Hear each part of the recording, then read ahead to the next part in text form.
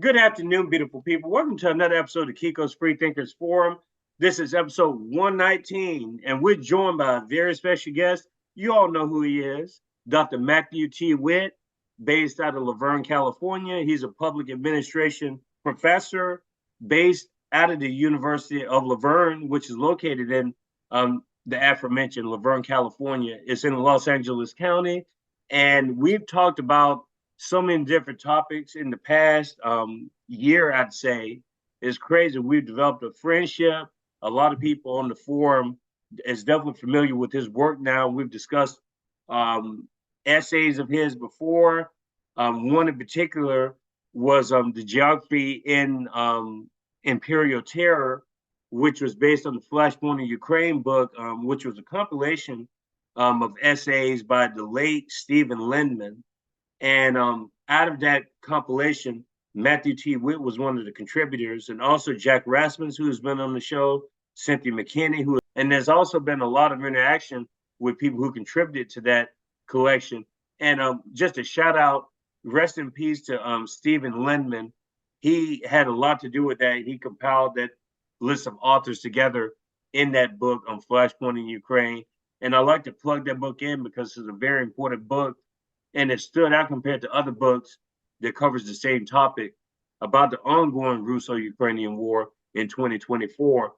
And I also want to mention that Matthew Witt published an important essay entitled The Other Made Black that we've discussed on here a couple of times as well. We previously, the last two episodes that I talked to Dr. Witt, we talked about a philosopher by the name of Charles W. Mills, who has also passed as of a few years ago. And he was a Jamaican theorist, cultural theorist, delved into a lot of Marxism in the beginning of his career. And then he kind of transitioned into critical race studies up until his death, I believe in 2021. But there's just so much to discuss today. We're probably going to hit Jimmy Dore, open with some Jimmy Dore talk, and talk about the race-class divide. And then we're going to also, if we have time, I definitely want to shed light on an essay that Matt shared with me from Jacob Zumov, which is entitled The American Communist Party and the Negro Question. Very interesting essay that talks about this idea of communism not necessarily addressing identity issues. And that's been a pretty prevalent theme on the forum.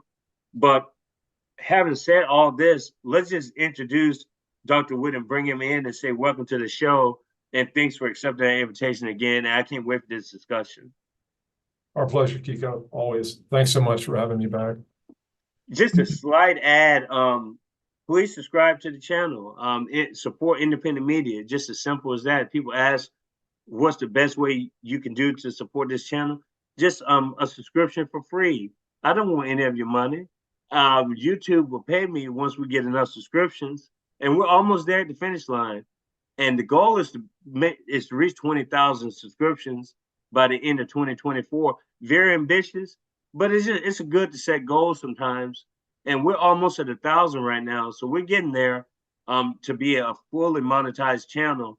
We have gotten some donations within the past month and a half due to the interest in the show, the ever increasing interest.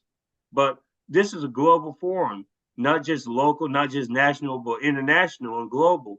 We have about 44% of our audience located outside of the United States, 9% in Canada, and then we have a breakdown of about 40% in Europe, 27% in Asia, and outside of the 9% in Canada, the rest is in Latin America and Africa. So we have quite a diverse audience, even within the international audience. And domestic side, all 50 states are represented, not equally, but nevertheless, they're all represented. And I just want to say thanks to the listeners and to the guests, past, present, and future. Remember, I'm not trying to get any of your money. Just spend a little bit of time with us. You give all these other bigger channels a lot of your dedication and time. Give us a little bit of your time. We don't want any of your money, just a little bit of your time. Don't have to spend a dime. And remember, you can't unthink free thought. Let's keep it going with Dr. Witt. You all familiar with him, my friend here. And I just want him to kind of establish some kind of a clarification, because we talked about Charles W. Mills the last time, and then we can go into Jimmy Dore after this question that I pose here.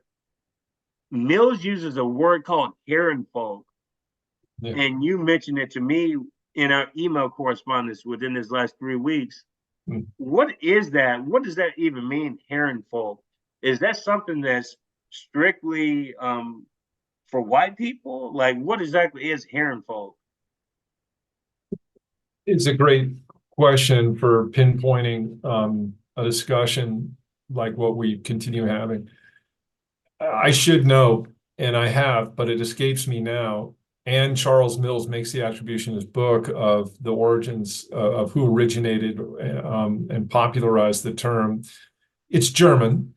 Folk is the people, and Herren. I've got to get the proper translation of that, but it essentially boils down to the real people, the true people. So we were discussing the Herrenfolk, and you were saying that it was a German term, and also it basically refers to like the common people. Can you expand on what you were saying before?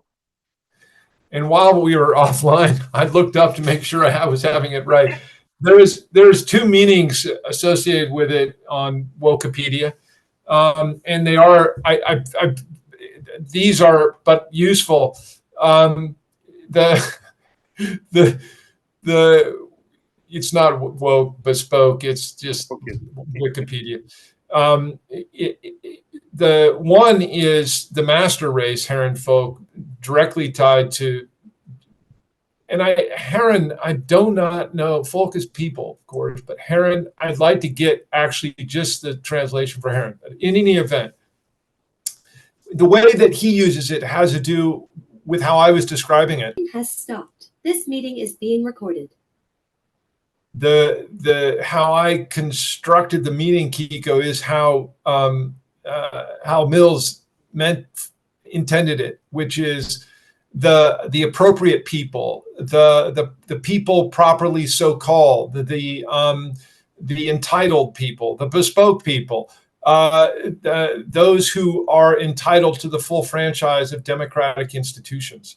It's not far from master race, but it's divested of the racialized, the explicitly racialized, and dare say more honest Nazis than the sort of inflected, subverted trope of the proper people that Hollywood would glorify in westerns and in so many other ways. From the Brady Bunch to High Noon. As far as Mills, so you're saying that Mills referred to whiteness as a psychological disorder? Like he said that? He did not. He all but did label it a psychological disorder. He all but did. He all but did label it a psychological disorder. He, in really exquisite, right? When I talk about Mills' writing, I feel like I'm Henny Youngman with a violin. He never actually played the violin. He just held it up like he was a violin player. That's how I talk about Mills. I just hold him up like I can actually write like the guy. He's so eloquent, but he nails down the hypocrisy and the ludicrousness, and he's one among many,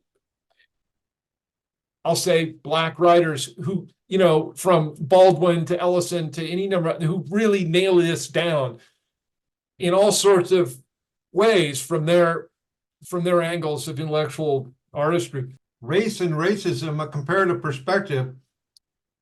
Mills attributes Vandenberg for coining the illuminating phrase Herrenfolk democracies. Peter Vandenberg. Vandenberg. Look at that. The Herrenfolk is kicking into the second. Okay. Interesting.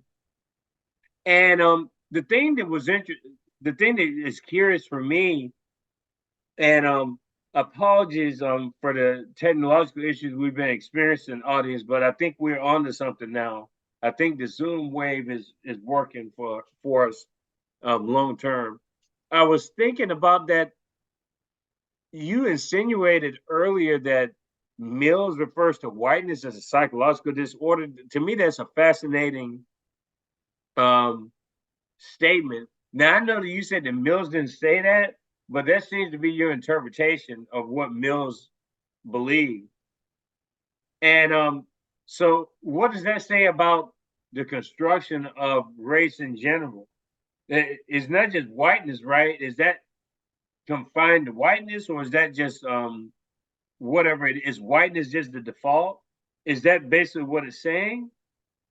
Because there's whiteness studies now. I mean, there's blackness studies. There's indigenous studies, women's studies, men's studies, women's studies. Is it confined to just that realm, or what exactly is it? When you say what is it, I think I lost track of the pronoun reference. You are asking me what is the nature of the disorder, or Yeah. What makes whiteness a psychological disorder, like based on Mill's theorization? he doesn't go so far as to label it a disorder, but he all but does. He presents the logic of adopting a perspective of oneself that can label everything while making the entitlement and authority to label invisible to themselves. It's a kind of blindness, if not disorder. It's a kind of cognitive epistemological blinkered existence that begins with the assumption that we're all equal. How come all of you folk have problems with me saying that? How come you folk have a problem with voting registration processes and that you say are discriminatory? How come it's the case that this sort of profound ignorance and presumption and this suite of presumptions that gets projected out into the world? The liberal contortion act around that is a pretense of sympathies and kind of fraught positions on the way things they're pretty sure aren't, but don't want to presume upon someone's experience. And so never quite, there's that. And then the other side is the bipolar, the conservative, who can make a lot of sense about the way things ought to be, but then is inscrutably ignorant for the way things have been. And now we get back to the Brady Bunch and High Noon. We get back to this sort of this gallery of fantasies that adorns the psyche of conservative and liberal. And they're malinformed. They're not merely misinformed. They're malinformed. It sounds like a form of delusion. It's very much a delusion. It's where I get out of my depth. I hesitate to say psychosis because it's not exactly. I knew you were going to say that. It sounds like very Fanonian, very Frantz Fanonian. It's not a dissociation from reality because it's their reality. Mm-hmm. I think it's maybe more neurotic. It's more of a defensive routine by the ego to protect from information that would shatter a sense of positionality. It would bring into question so many assumptions as to produce a kind of profound disequilibrium of the self, and that's the compensations for that are authorized everywhere. So the conservative can easily grab off the shelf the compensations that are as if so self-evidently true that only an idiot or a liberal would gainsay them. And then so the liberal grabs off the shelf, only an idiot or a conservative would gainsay these. They're so self-evidently true. And when you try to challenge them, they just keep going in circles and eventually get back to you with Actually, conservatives are much more respectful for the most part in the space of these conversations, I find, than liberals are. The conservatives are like, look, I think we disagree on some value points, and I understand your position. Let me and then what they do, if they're courteous, they rehearse to you their values, which is kind of respectful. The liberal doesn't rehearse to you their values. They rehearse to you, they tell you about where you're wrong. And then eventually they get around to calling you a conspiracy theorist or conservative adjacent. That's who you are. You're the Bernie boys trope, and all of what that insinuates. I was just listening to Dore, a sort of 2x2 discussion with his sidekick guy. Forget his name. You talking about Metzger? Yeah, Kurt Metzger, regular sidekick guy, friend of his that goes way back. And then two guys that are very sharp who co-host. One guy's Keaton, and the other guy, I forget his name. The other guy co-hosts regularly. Russell, yes. And those guys are sharp and funny. They're all comedians. They're all comedians, and they can start stirring it up, and they have some really good crossfire discussions with each other. And with a joke bomb thrown in sometimes, it's really funny. But they were talking. Russell was doing the hosting, and he had Kurt and Keaton there sidekicking, but Dore was like the guest, and the discussion was the Bernie Sanders campaign just one big psyop? And they had an interesting exchange on this, and Russell said, I don't think in 2016 it was. I think in 2016 he showed up and surprised everyone. I think 2020 was a whole other matter. And Dore pushed back a bit with, how did certain events happen? Like, how was it that he was at a major address where the mics wouldn't work, and the next day he was at a debate where his voice was so hoarse no one could hear him? How was it that when he was leading way ahead in 2016, way ahead, just shot ahead, man? How was it that who gave the advice that you ought to go on Meet the Press or whatever was the venue that set him up? That completely set him up with the question had to do with some affiliation with Castro. I can't remember what it was exactly, but it was this gotcha question insinuating that whatever was the worst of Castro's Cuba, that Bernie was somehow affiliated with if he didn't denounce it. That sort of witch hunt question, that sort of grand inquisitor question. You must denounce this or you are a witch. And that type of thing. And it's like, well, who gave him that idea? He was way ahead. He should have just stepped back and no, I'm sorry, I can't make that interview. But instead he stepped right into the trap. And Dore's point is exactly who did that, and why would they do it, and why these mistakes? And they had a really great exchange. And so one of them said at some point, yeah, the question isn't why wouldn't they get psyoped and infiltrated in this sort of Mission Impossible way. The question is, who is it that we should be talking to, asking these questions and putting them on the spot? If government actors can at any time infiltrate anywhere they want, of course they're going to infiltrate elections. Of course they're going to infiltrate those organizations. Of course they're going to have people that are going to get on the inside. They can be anywhere and everywhere all the time, like so many Agent Smiths in the Matrix. Of course, the question would be, why wouldn't they do what they can to subvert and undermine and steer and veer and maneuver and psyop these venues? But of course they're going to do that. Speaking of which, I don't remember I was a conservative guy blogger that I read regularly, and he was saying he's good. He's an attorney out of Florida. I'll plug him, Jeff Childers. He got started doing this coffee and COVID. He's a conservative Christian. He's very forward with who he is, and he doesn't, he can't resist, sticking barbs at all the ludicrousness of liberals, but he's also very diligent and devoted to his blog and getting useful research and framing all of this in ways that are very digestible. And he's got a growing and large following, including all sorts of guys like me that are crossover, types.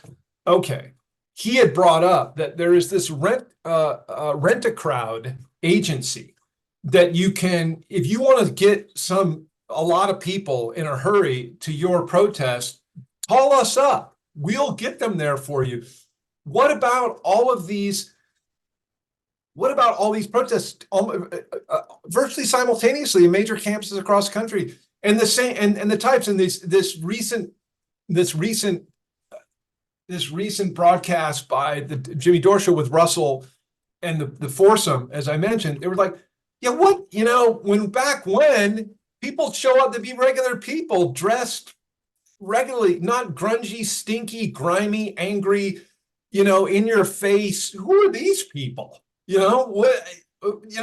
And they're rented.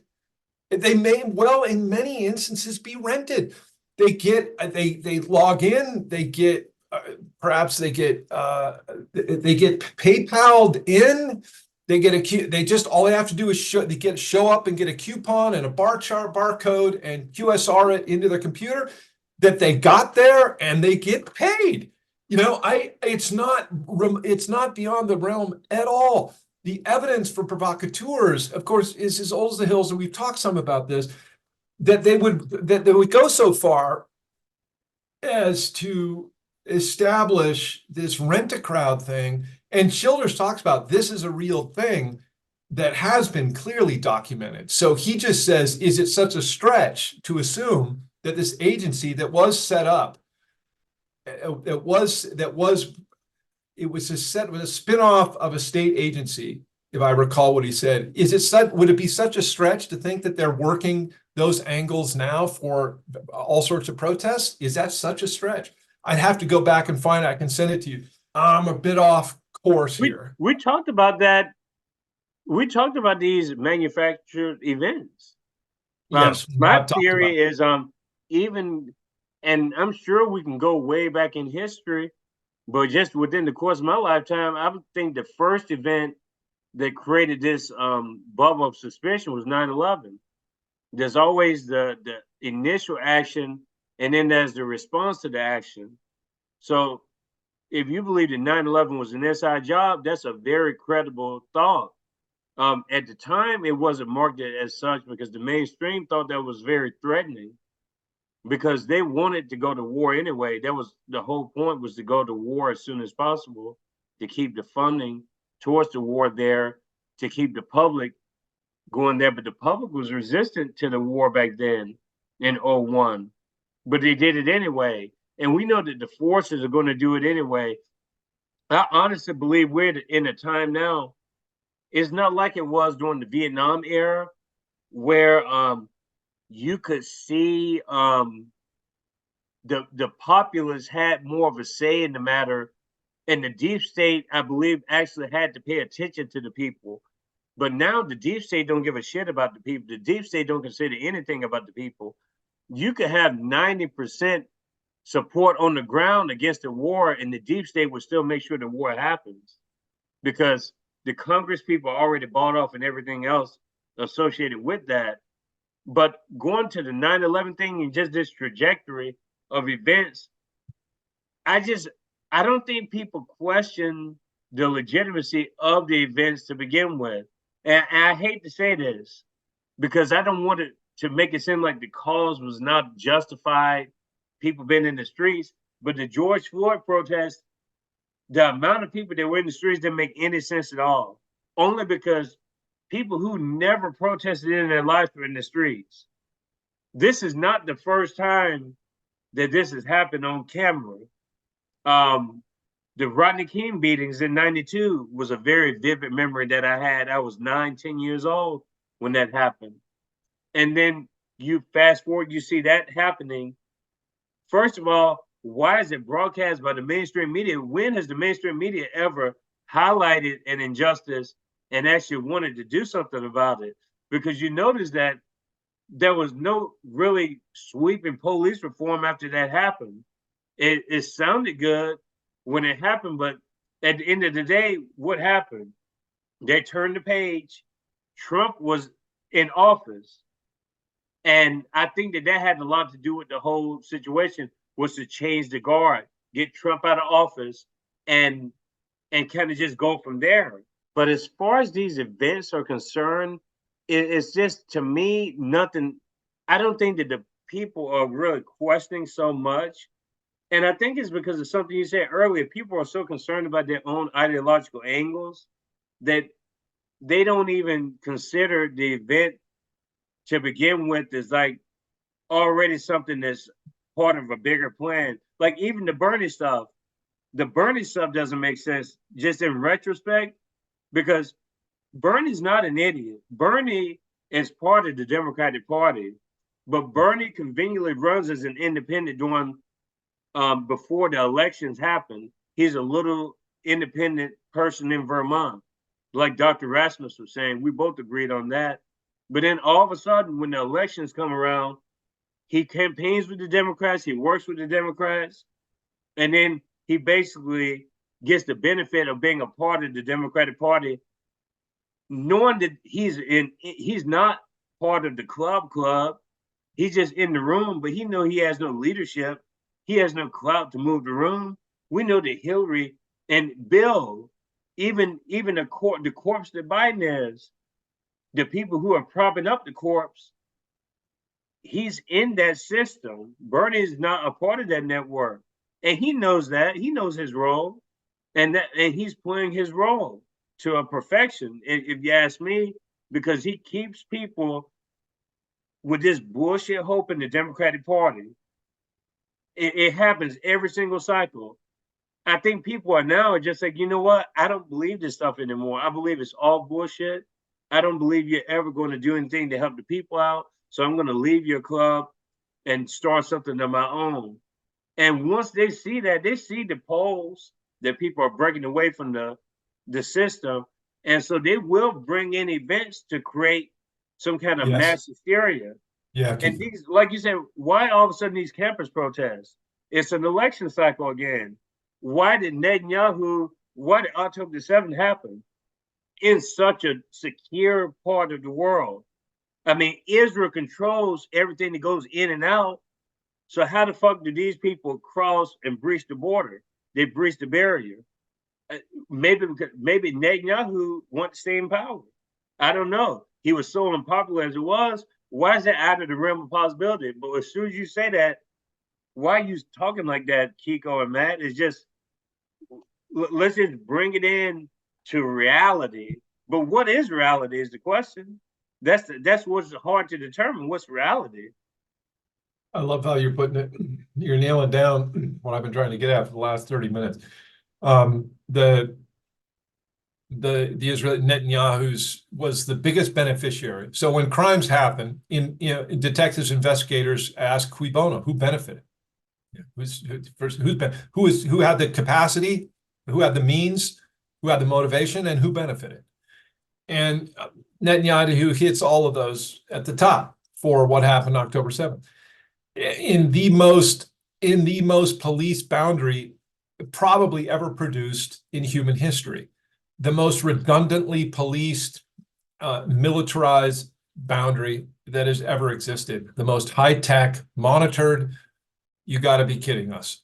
I mean, they just like with Iran, with the missile systems, with this Israel-Iran stuff that's going on right now.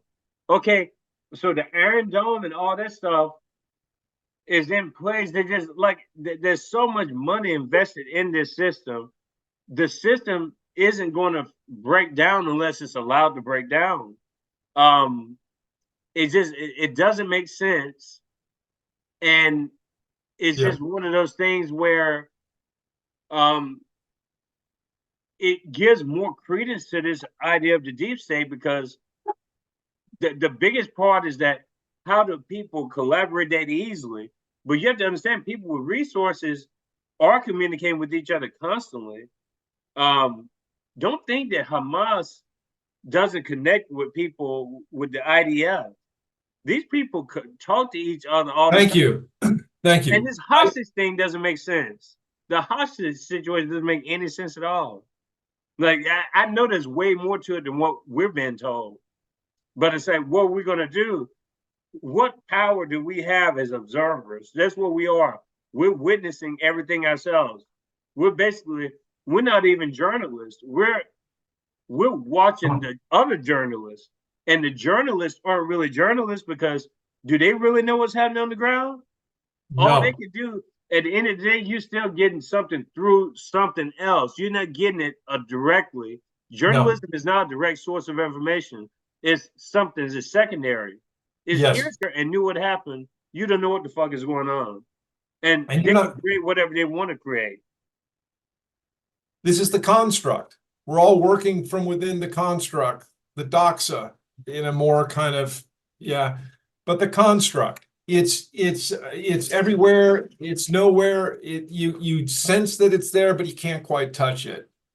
Mm-hmm. And we're back to the Matrix. It's which is just an artful way of assimilating a lot of this postmodernist sort of deconstructivist philosophy. How do we know? And so it's an ancient question. It's a Cartesian question. How do we know what is given to us as real is so and not created by an evil genius to deceive us? The daring of that question, it's as old as the hills, famously recapitulated by Descartes in his Meditations, and momentarily in early releases of The Matrix showed up in the opening sequence, the attribute given to Descartes, and then not there. It's not in the DVD release. It's not in streaming. You never see the Cartesian challenge there, the question put. But you exactly, and so we've been getting around back to race and what role it plays in all this. I suggested last time we spoke that the place that race plays in the construct of the American imaginary is absolutely fundamental, because it created a wedge, a primordial wedge in the working class people, and that is in some ways a simplistic reduction, but there's more. The westward expansion required the myth, the recapitulation of the myth that this land is your land, this land is our land. It is,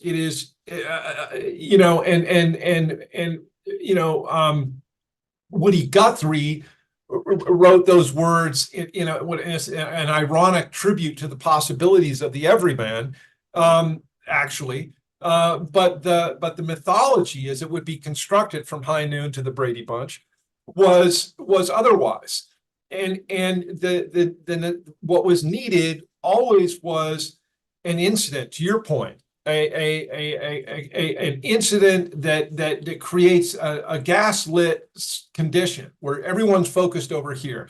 For the westward expansion, it was Indian hostilities, native hostilities. Not how did those hostilities get started? Very like your opening with Ukraine. It's not, this Ukrainian conflict didn't just flare up with the Russian invasion. Excuse me? And all of the journalists that know perfectly well, it's a spectacular. So they're not journalists. They are reading from a teleprompt, and they're telegenic, and they're just terrible people. They're people who are just terrible people. They are completely for sale, sleaze bag, dirt ball people. That's who they are. That's who is in these positions. That who is people tune into and fall in love with and say, oh God, I just love, Piers Morgan and whomever else it is. And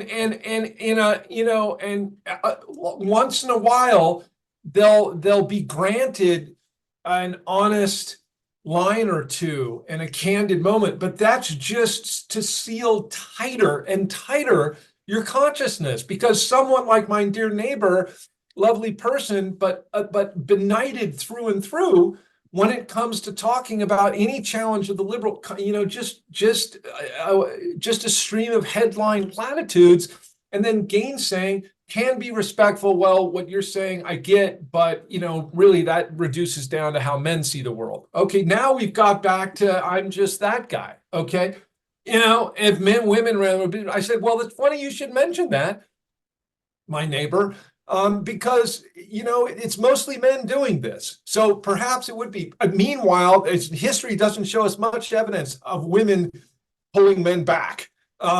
History shows us a lot of evidence of women goading men on. In fact, goading the most violent men on to be as violent as possible.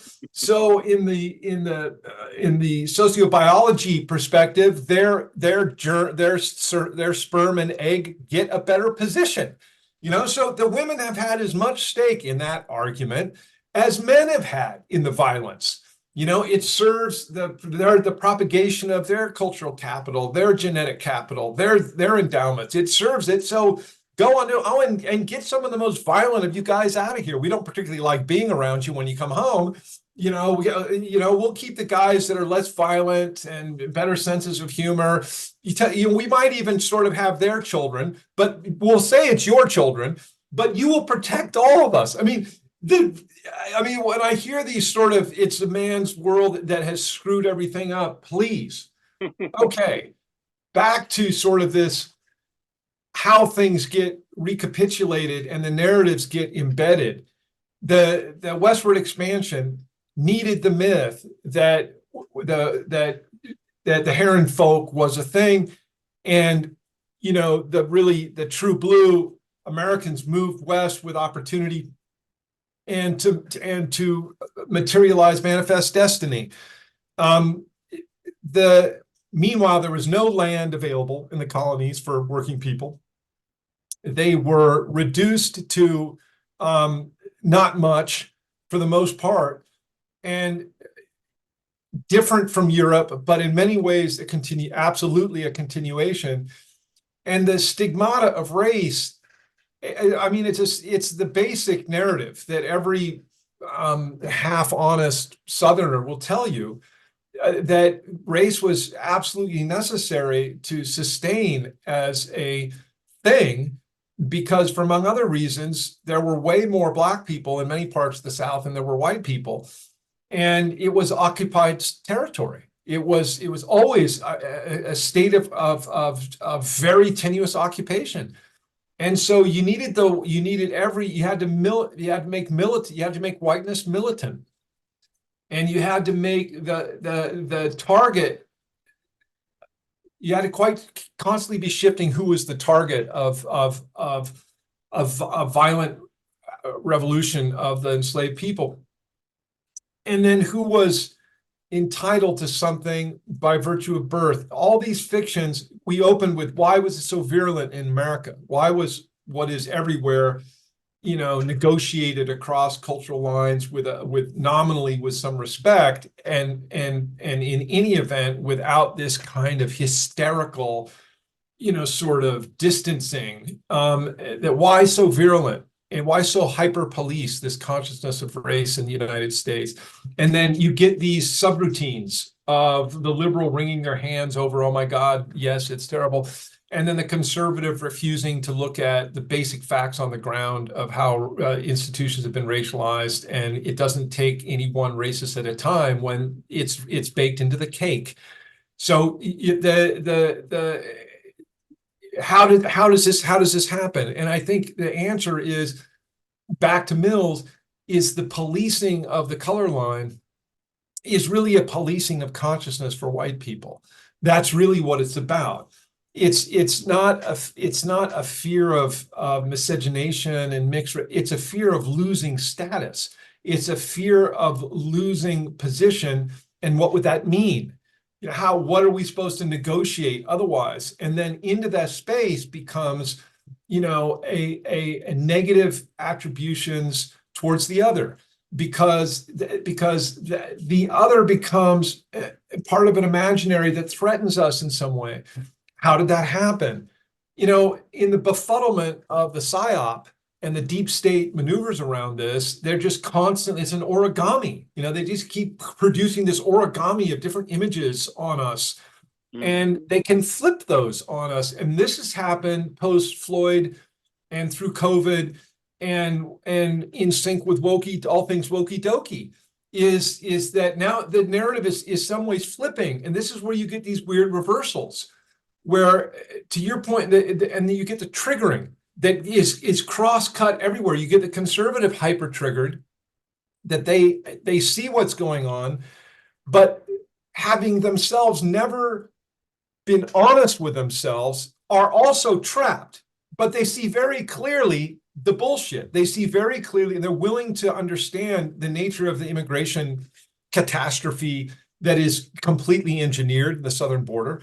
They see it very clearly, but their position about who to blame and how to blame and what this means to their Herrenfolk entitlements is always off a few degrees.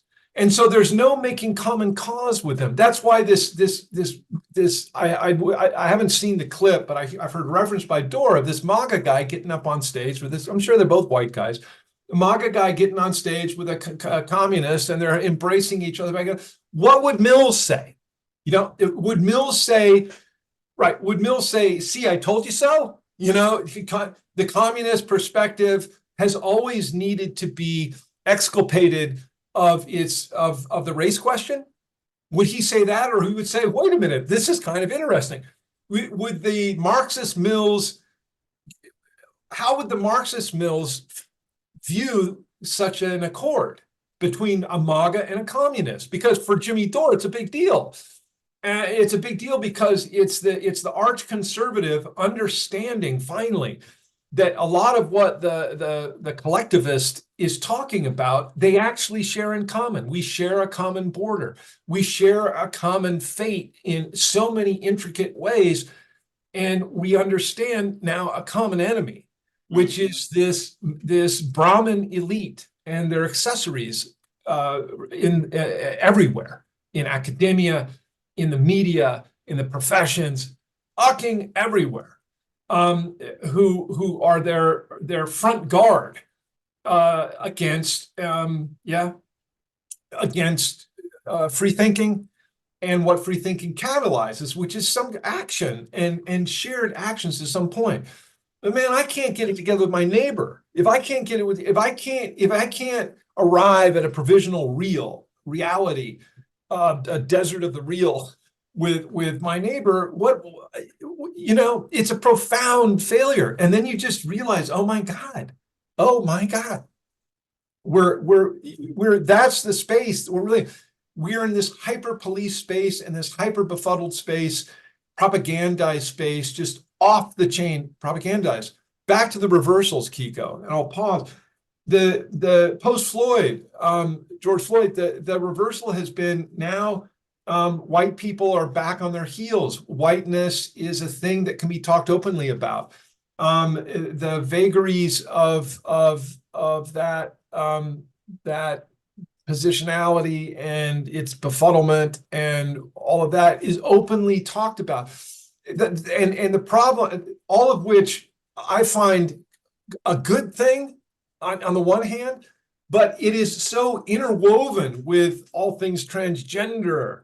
It's so interwoven with timing that obscures the treacheries of the military industrial and the pharmaceutical industrial. And the convergence on narrative is so spectacular that an old Nazi like Klaus Schwab can talk in these sort of, he just removes the national and the socialist, and he's just talking the socialist part, but really he's a national socialist. He hails from, as this entire Davos crowd really is affiliated with, population management mantra that is eugenicist through and through. Then we can't talk about anything in the world when it comes to environmental hazards that poor people face. Only thing we get to talk about is so-called climate change. I remember when water pollution was a thing. I remember when clean water was a thing. I even remember when littering was a thing. but we don't get it taught. All of those are so jejune, and come on, they're just downstream of this bigger thing that so coincidentally requires this spectacular subordination of democratic first principles to a Brahmin elite mantra and ideology that is as old and as violent and as anti-humanist as the hills, but under the banner and the guise of wokey doke and everyone, including people of my ilk, that can get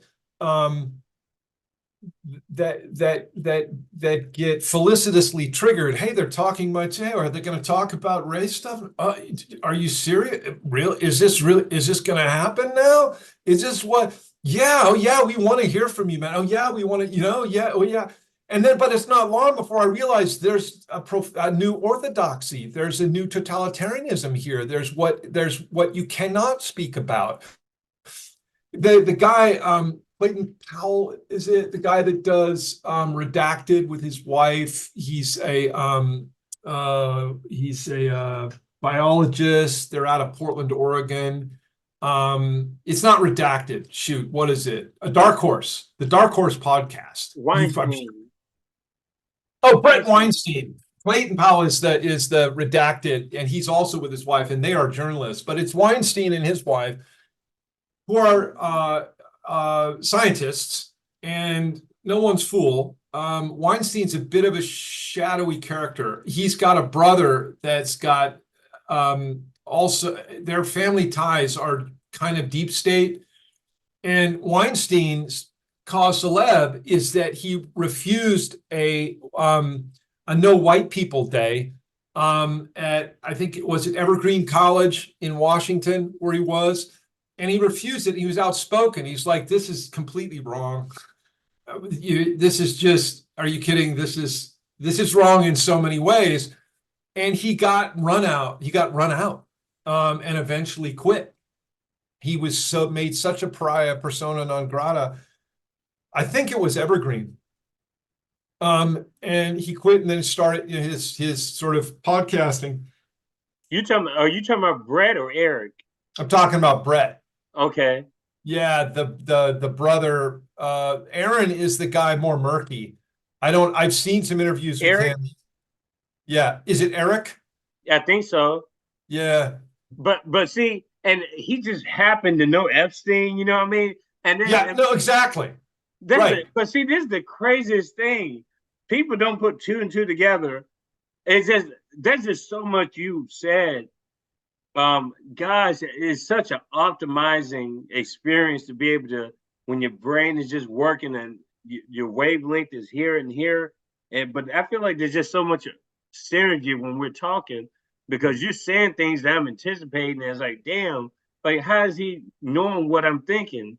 And then it's probably happening to you too. It is. But it's just the Weinstein stuff is crazy. Like, how the fuck do all these people know one person? And no one wants to even address that elephant. There's something to it or whatever. That, to me, it just seems like everything is just planned and organized and coordinated. It goes back to that again, because everything is so interconnected. Everything you said before, the Nazi situation back then is connected to Nazism now. And why is that? Why did I say that? Because we were never that distant from Nazism. The United States and the National Socialist Party with Adolf Hitler and Goebbels and everybody else were not that distant to begin with. But the way they present is, those motherfuckers over there in the Weimar Republic, or what was the Weimar Republic became Germany, and we're all the way over here. We're civilized. We may be fucked up and stuff. We may be depressed, but we're not exterminating people off the earth like these people are. But yet the companies that you support are collaborating with those people over there. You're still thinking in those terms of scientific racism, the positivism era from the 1880s, the 1890s, the Cant, and those views, like the misapplication of Doreanism. Like, it was such a common thing back then. There's no way that we would have been like them. Is it that, or is there some sort of an animosity because they were able to pull it off and you weren't able to pull it off and capitalize off this same bullshit ambience? I don't know why. And then it's just like the shoe companies we've talked about a couple of times on here. Puma and Adidas both have direct ties to the Nazi Party. Instead of us talking about that, we talk about fucking Kanye West. We blackball Kanye West, this delusional black dude. He's weird and out there in left field, but yet the company Adidas that's all of a sudden dedicating their money to good causes, anti-Semitic causes, these motherfuckers were part of the founding of the Nazi Party. The Dassler brothers, Adolf and Rudolf, Puma, Rudolf Dassler, they were brothers. They didn't like each other. So he actually started Puma in retaliation to his brother Adolf. With the Puma is based on offshoot of Adidas, and they're still, I guess, around now. You can look all this stuff up on Wikipedia that you mentioned, and it's like no one even talks about that dark history. These people also had direct paramilitarized ties to the Nazi Party. They were knee deep in the Nazi Party. Deutsche Bank has ties to the Nazi Party, but they're still around. So doesn't that make the United States just as complicit? We do business with these motherfuckers, right?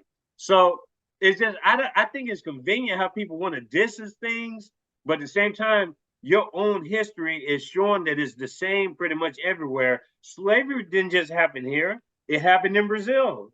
Slave and Citizen, Franz Tannenbaum, if you read that book, it shows how the Brazilian mentality after slavery ended in 1888, a lot of the times they used the U.S. as a model with the segregation period. So what did? They imported a bunch of white people from Italy, from Germany, to come to Brazil because there were just too many blacks in Brazil. There were areas in the South, like you said, there were black majority populations in the South. And if you go to Mississippi now, there's quite a few black people in comparison to the rest of the country. There's a reason for that. So we do such a good job of separating ourselves from the world, not realizing that the world is in your backyard. The world is your backyard if you're willing to learn about that world. But we don't do that because we're so hyper insularized. Everything's about me, me, me, me, me. You can't understand me. There's no way you can understand me. But everything you said, there's a direct connection. History, all this stuff is connected. This economy that we're talking about in the world is connected. All these wars affect everybody, not just us, the United States being us. The Great Depression didn't just affect the United States. It was a world depression. But the way they present it, you would think the United States was just the center of the world. And it's like, there's no way these people can understand me. Everything's about us versus them. You're on to on it, man. As it were, American exceptionalism. The notion that we are, and it is shot through and through with Herrenfolk shadows and Christian manifest destiny and the exceptional country. And so no one can, so in every way we are right. And let's hang with that for a moment. Back to, you resonated for me, a comment I made just now when you said, you can't possibly understand me. I'm so unique and distinctive. And that projects to the level of nation, to party affiliate, to whatever. But at the level of individual, consider the transgenderism. We have produced, and it doesn't come out of nowhere. We have produced conditions where, hey man, I don't know me. How could you possibly know me? I'm in such a process of becoming constantly something polymorphous, if not perverse. I am. You can't possibly, and it's like a grand, spectacular joke, but it comes with remarkable timing. That in against the backdrop of the exceptional country and the exceptional nation and the exceptional 20th century and the forefront of the next with wherever we're going now, and the warfare abroad mirrored by lawfare at home, using law viciously to weaponize, to attack opponents, censorship to silence us.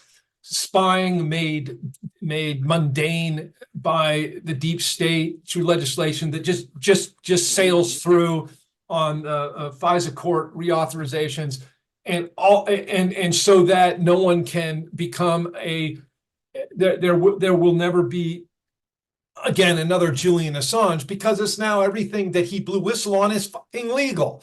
We are living through a spectacular collapse. A truly spectacular collapse of promises, and the violent, vile, vicious, sadistic, and perverse underbelly is in full view. And because that's so ugly, it's paraded to us in a menu of weird, wacky distortions given to us as if the penultimate freedom. I can change my gender. I can adopt multiple pronouns. You just have to figure out which one I am at any given moment.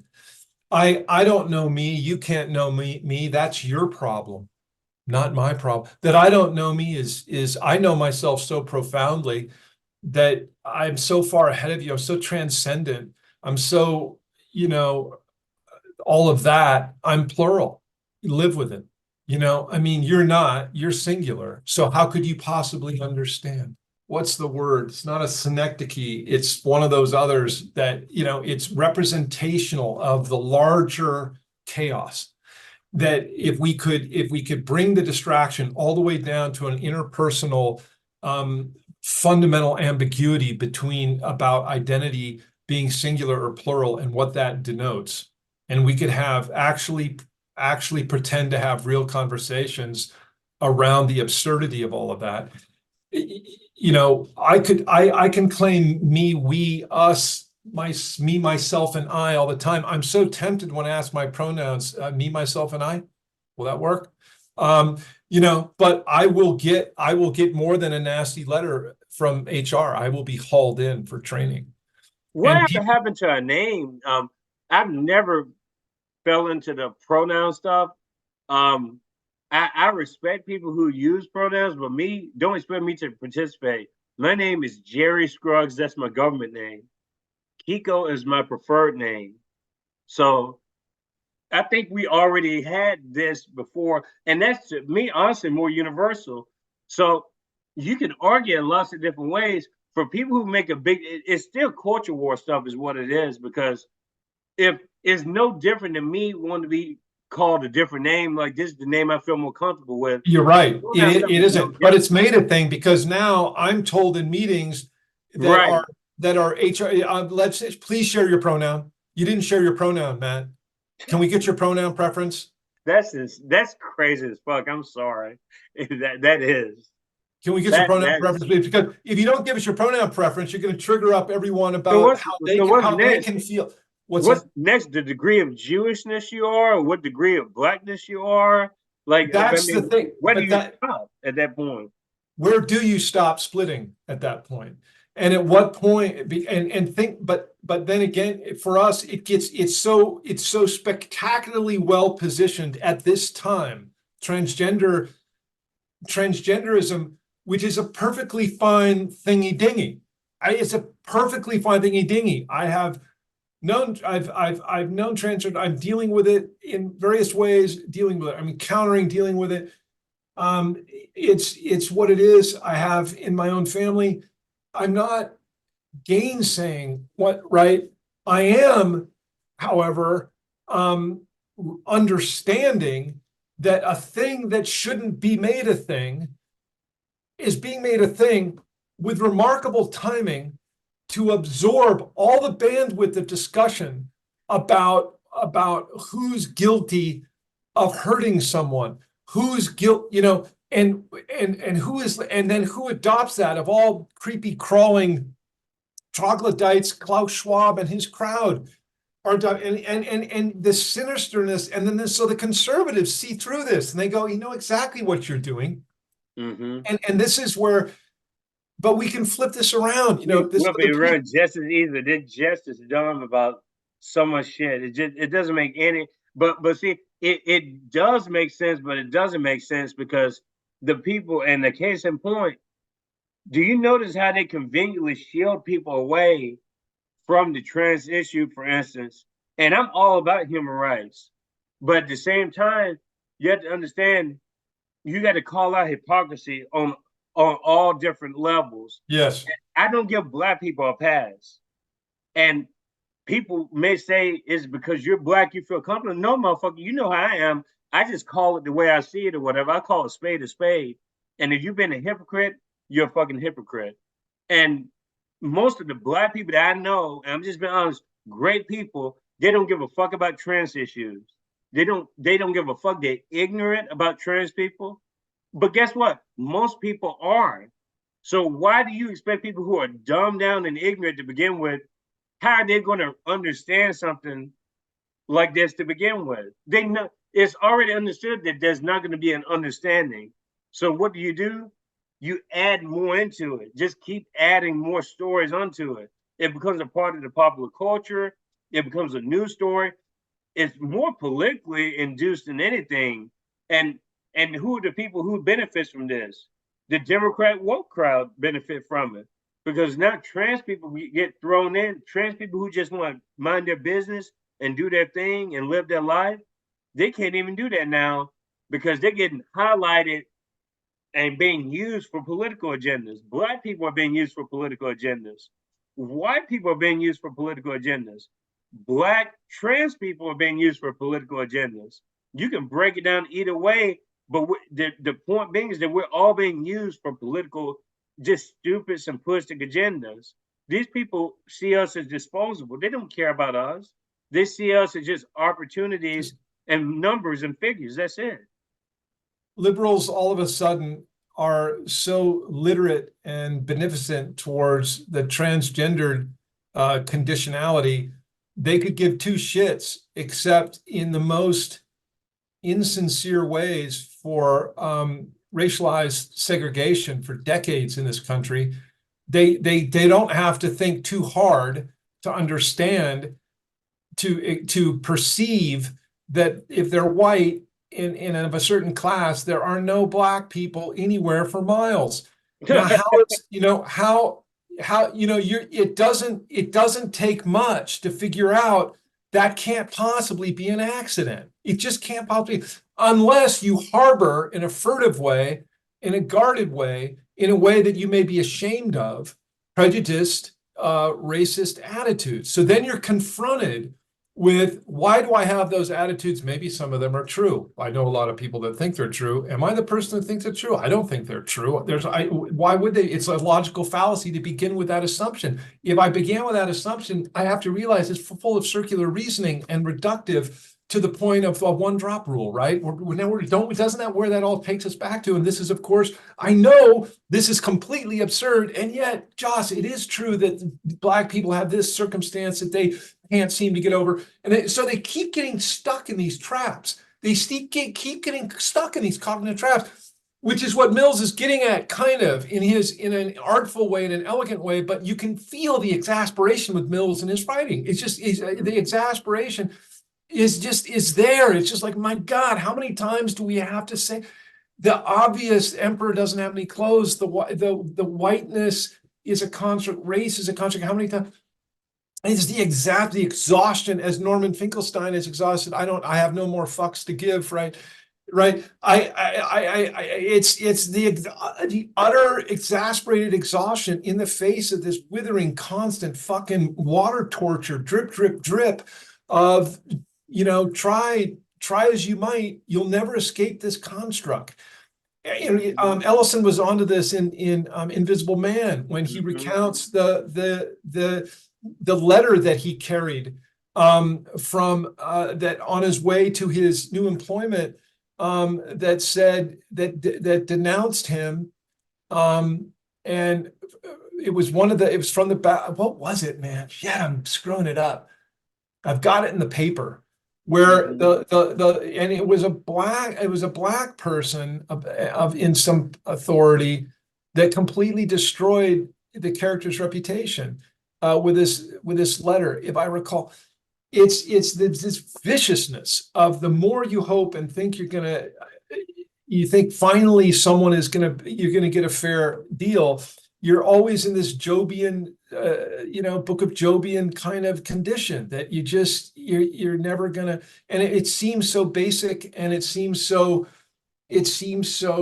like a redeemable ticket. You got to be kidding. And this gets back to why Mills wrote the racial contract, because the racial contract established the social contract theory tried to establish the redeemable ticket for the every person under the legal political apparatus of an emerging nation state. The 18th century onward, this coming out of feudalism, and now what is the nature of the individual's relationship to each other and access to power and rights before the court?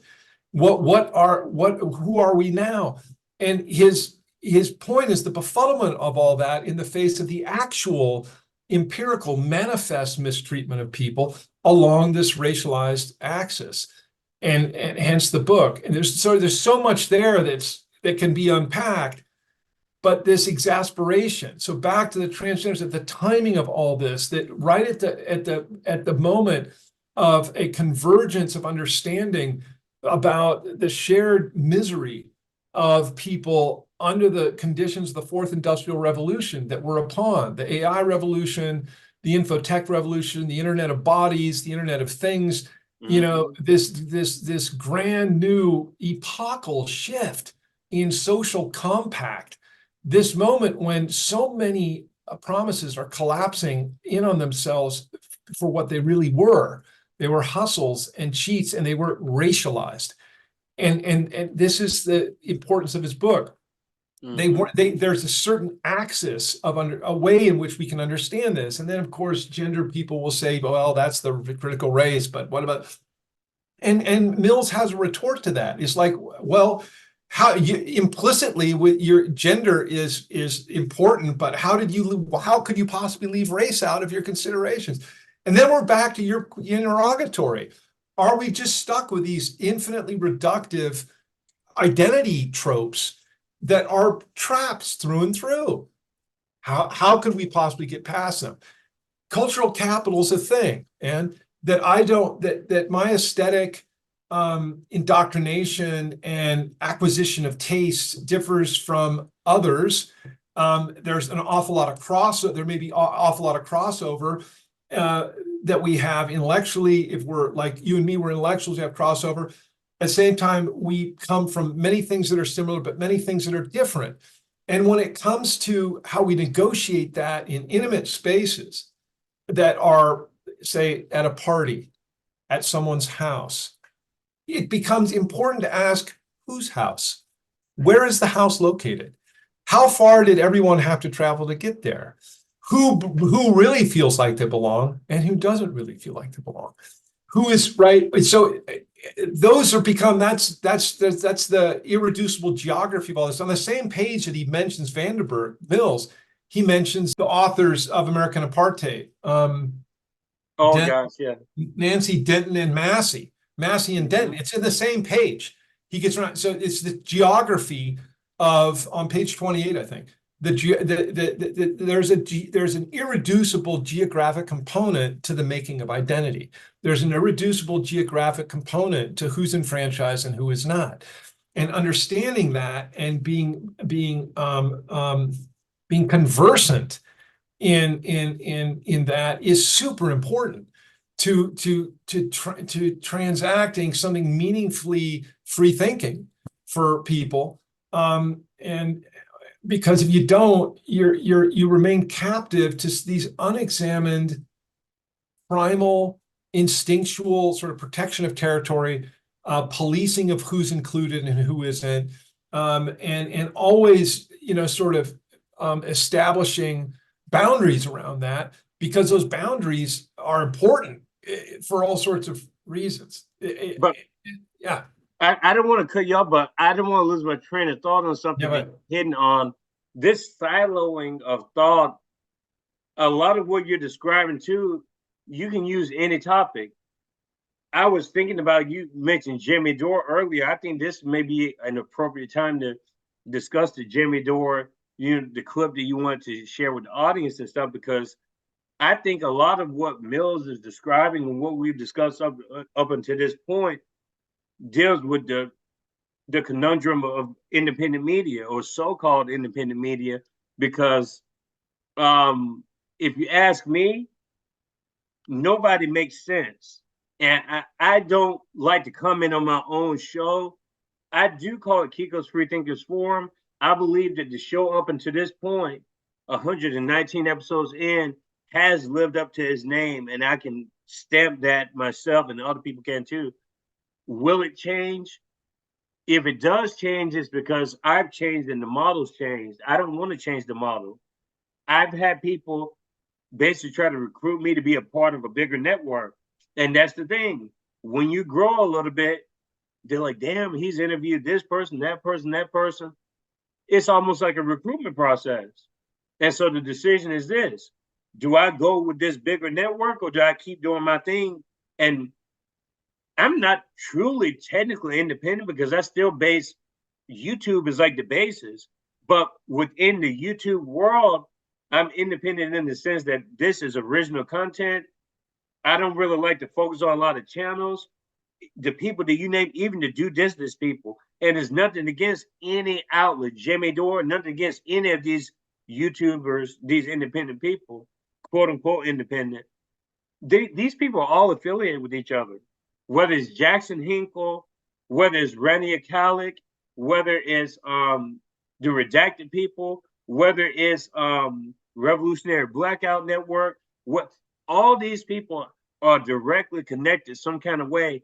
I'm not connected to any of these people. No. And that's why I've noticed people are like trying to figure me out, like, where did this guy come from? How's he able to interview this guy, Finkelstein? How's he able to interview? I'm just a regular person, I'm telling you. And people don't think that that's possible. I'm not labeling myself as such and such. This is an independent channel. But these people are claiming to be like Marxists and all this stuff. How the fuck is that Marxism when we're all using YouTube and Rumble and Odyssey and Rockfin and all these fucking capitalistic networks of thought process? I mean, it's social media, it's capitalism. All this shit is capitalism. So how the fuck are you a Marxist or anything when we're all using capitalism as the infrastructure? It doesn't make sense to me. And then I don't have a Patreon. I don't plan on having any sort of like stuff like that. And I'm not, again, it's not a critique of these people. It's just simply saying we're still working within capitalism. All these people, we can say that we're left, right, backwards, upside down, inside out. We can say put whatever label we want, put on ourselves. At the end of the day, we're all fucked in a way because we're so confined to this same superstructure. We're all getting that information from something. It's not like I'm getting this secret information and you're not getting the secret information. The difference I would say in my show is that I'm trying to connect across all different types of avenues to try to understand people, because otherwise independent media is just going to end up being like the mainstream media. So you have people, all they watch is Sam Cedar, David Pakman, and they may listen to another podcast that's a so-called left podcast. And then you have these people, okay, Jared Ball and Black Power Media. I'll watch them. Oh, I don't like these motherfuckers, so I'm going to listen to Black Power Media and these people. But I've noticed this is like the only thing I see in independent media is the same bullshit they do in mainstream media. People are picking and choosing what fucking channels they want to follow and outlets, but you're still kind of confined because it's like, I can't talk to these people though. I can talk with these independent people though. Is it really independent though if you're talking to the same fucking like-minded people? It's not really independent at that point. You're basically just redirecting the siloing. You're not being independent. You're not opening yourself up and being vulnerable. You're just still establishing a different type of comfort zone, a different type of security blanket. And I'm trying to avoid that altogether, because if you're trying to real connect to people, you got to talk to the people. Anybody. I mean, you can't platform fucking Adolf Hitler. I'm not saying that. But the point I'm making is that Adolf Hitler, within the context of the world, is like less than 1%, less than 1%, less than 1% of that 1%. It's not like 15% like these fuckers want you to believe. Right. Most people are just regular people, and they want to learn and know things. It's not like they try to sell it to us, and that's what we have to confront. We really need to try to open. My plea to people who are so-called independent media: talk to different types of people and go outside of your audience, and stop worrying about, is this going to cause an effect? Is this not going to cause an effect? Just talk to the fucking people and grow together. That's what we need to do. That's my view of the situation. You know that as you were talking, I was thinking Dave Chappelle. I was thinking Dave Chappelle, yeah, and how he walked off. He walked away because what you describe happening is really, it seems to me, directly analogous. He refused to be assimilated by the Borg. And when he made that confession I'd love to know what he thought he was going to get out of Oprah. But when he made his confession to Oprah, and then she said, maybe you are kind of crazy, maybe you are kind of disturbed, and he's like, wow, you really said that. You really said that. That was one of those moments, like, wow, that's, anyway, that's what went through my head when you were just saying that. And thank you. How to refuse being assimilated into it. If timing's good, should we take a look at that clip and no doubt tie that right into what you just said and what we're talking about? I will share. And the MAGA communist thing, I'm sure that this is related to Jackson Hinkle, to infrared, pause. Okay. Like, I don't know these people personally, but I'm not an idiot either. I'm not going to say that I've never seen these people before, their videos. I watched a few of these people's videos, but at the end of the day, I'm not digging through Jackson Hinkle videos. I'm not digging through Jimmy Dore videos or anything like that. But I'm focusing on my own shit, honestly. And I'm just being real with my audience. But it's like at some point you have to say to yourself, am I consuming too much of this particular avenue? Because they're getting that shit from somebody. That's the only point I'm making.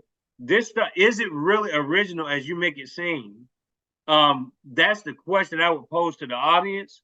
And compare my stuff to other people, or don't compare it, but simply just assess the situation for what it is, and see if people are copying. Is there a formula there? Is there something to that formula? Or is it just these people are really independent-minded people? I would argue that Jimmy Dore is just part of a larger group of conglomerates of Russell Brand, Tucker Carlson, with varying degrees. Joe Rogan. All these things can have the potential to be echo chambers. All of them do. Any sort of information like this. But of course, there's value. There can be value in it, definitely, absolutely. But you got to keep in mind, people are growing their audiences. I want to have an audience too. I'll be 100% with my crowd.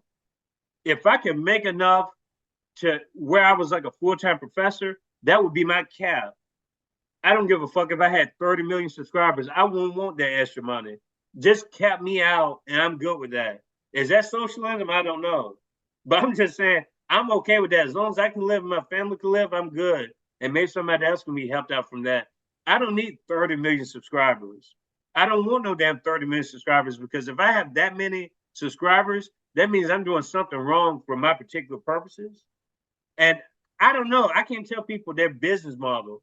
But to me, it's more of a business model, and it's more of a calculation than it is independent thought. But I think that there can be value, even in mainstream media.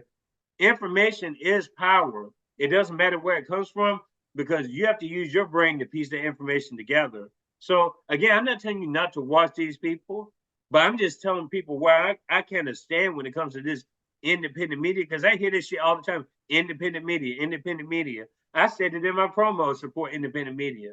But you have to decide, what does independent media mean to you? I appreciate that prologue. Real quick follow before we take the clip. I didn't mean to go on a tangent, by the way. No, but this is a perfect timing. When I speak with you and I watch your stuff, I think of, this is like this is like reading stuff worth reading, but it takes work. It takes, you have to work at it. You have to, you're not being entertained. It's work. It's work to talk with Kiko. It's work to listen to the interviews. It's time to take some notes and follow up. And it's studious. I don't get that from Jimmy Dore. I'll just say mine. And to your point, it's not a criticism exactly, but I never really feel particularly challenged to go follow up with what he's doing. I feel like I'm observing a performance, and I'm grateful that there's someone willing to say the quiet parts out loud, who has the talent to command attention and knows how to deliver a soundbite or two. But is it studious? Is it literate? It is not particularly. It is something else. And I think that starts to get at your point. It is sort of, and it would be, it's part of the spectacle. It assimilates itself to the spectacle. And then what do you really have? You have more silos that people are seduced into thinking they can sort of sample in this dilettante kind of conspicuous way, that they're making choices and so on. But are they really? Is your audience, as you caution your audience, is very honest and respectful of you? Are we really, or are we just getting titillated and gratified or infantilized? I think I am, to feel like, hey, someone else is doing the dirty work. Someone's doing, so someone must be listening to Dore because I am, and he's making sense, and he's got crowd, and he's got power of reach, and Rogan and whomever else that who nominally don't insult my intelligence, I'm so grateful for. However, what about my voice? Kiko's Freethinkers Forum says, yeah, what about your voice? Let's hear from you.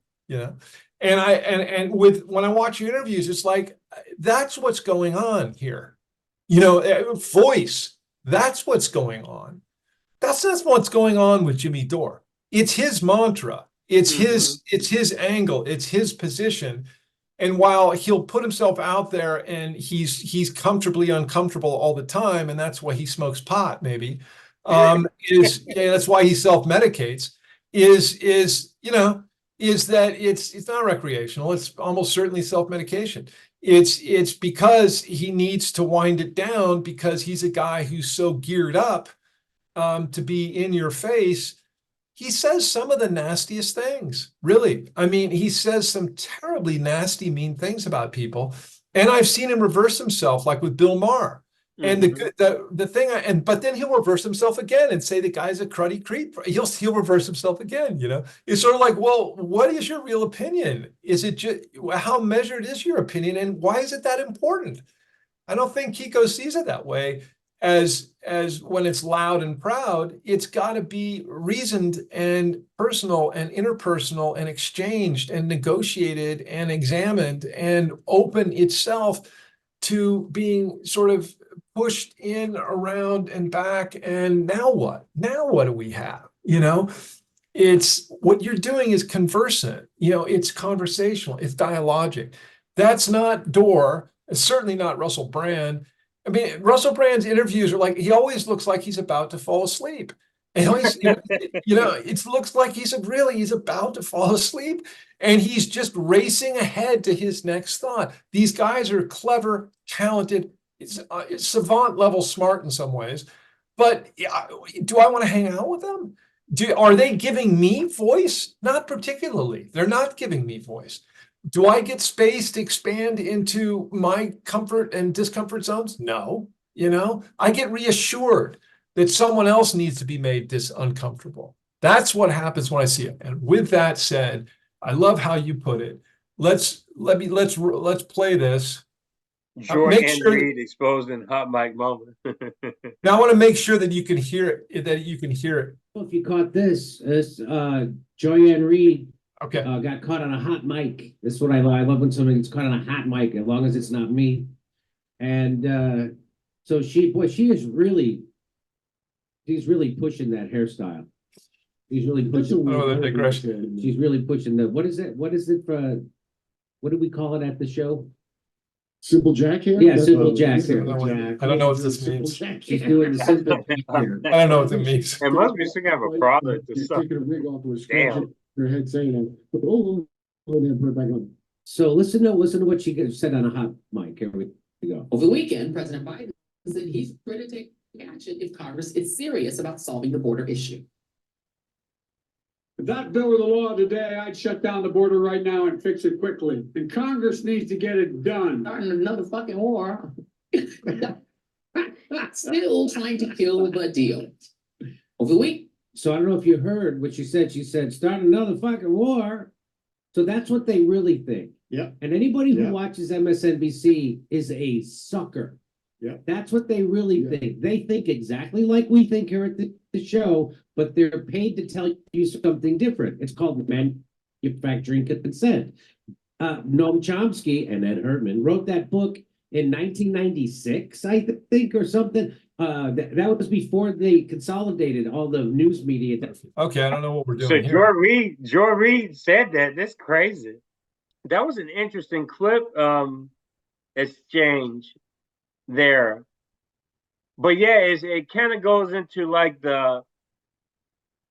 it's like a kaleidoscope almost. It's a photograph. But the photograph, the more you pan out, the more you see that you didn't realize that was there before. And it's just a matter of panning out that view to where you have just, wow, this is an unbelievable view. And Yeah.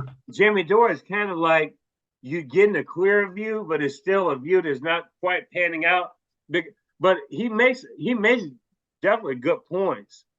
And he has that connection to like the working people. You can tell like he's speaking the working people's language.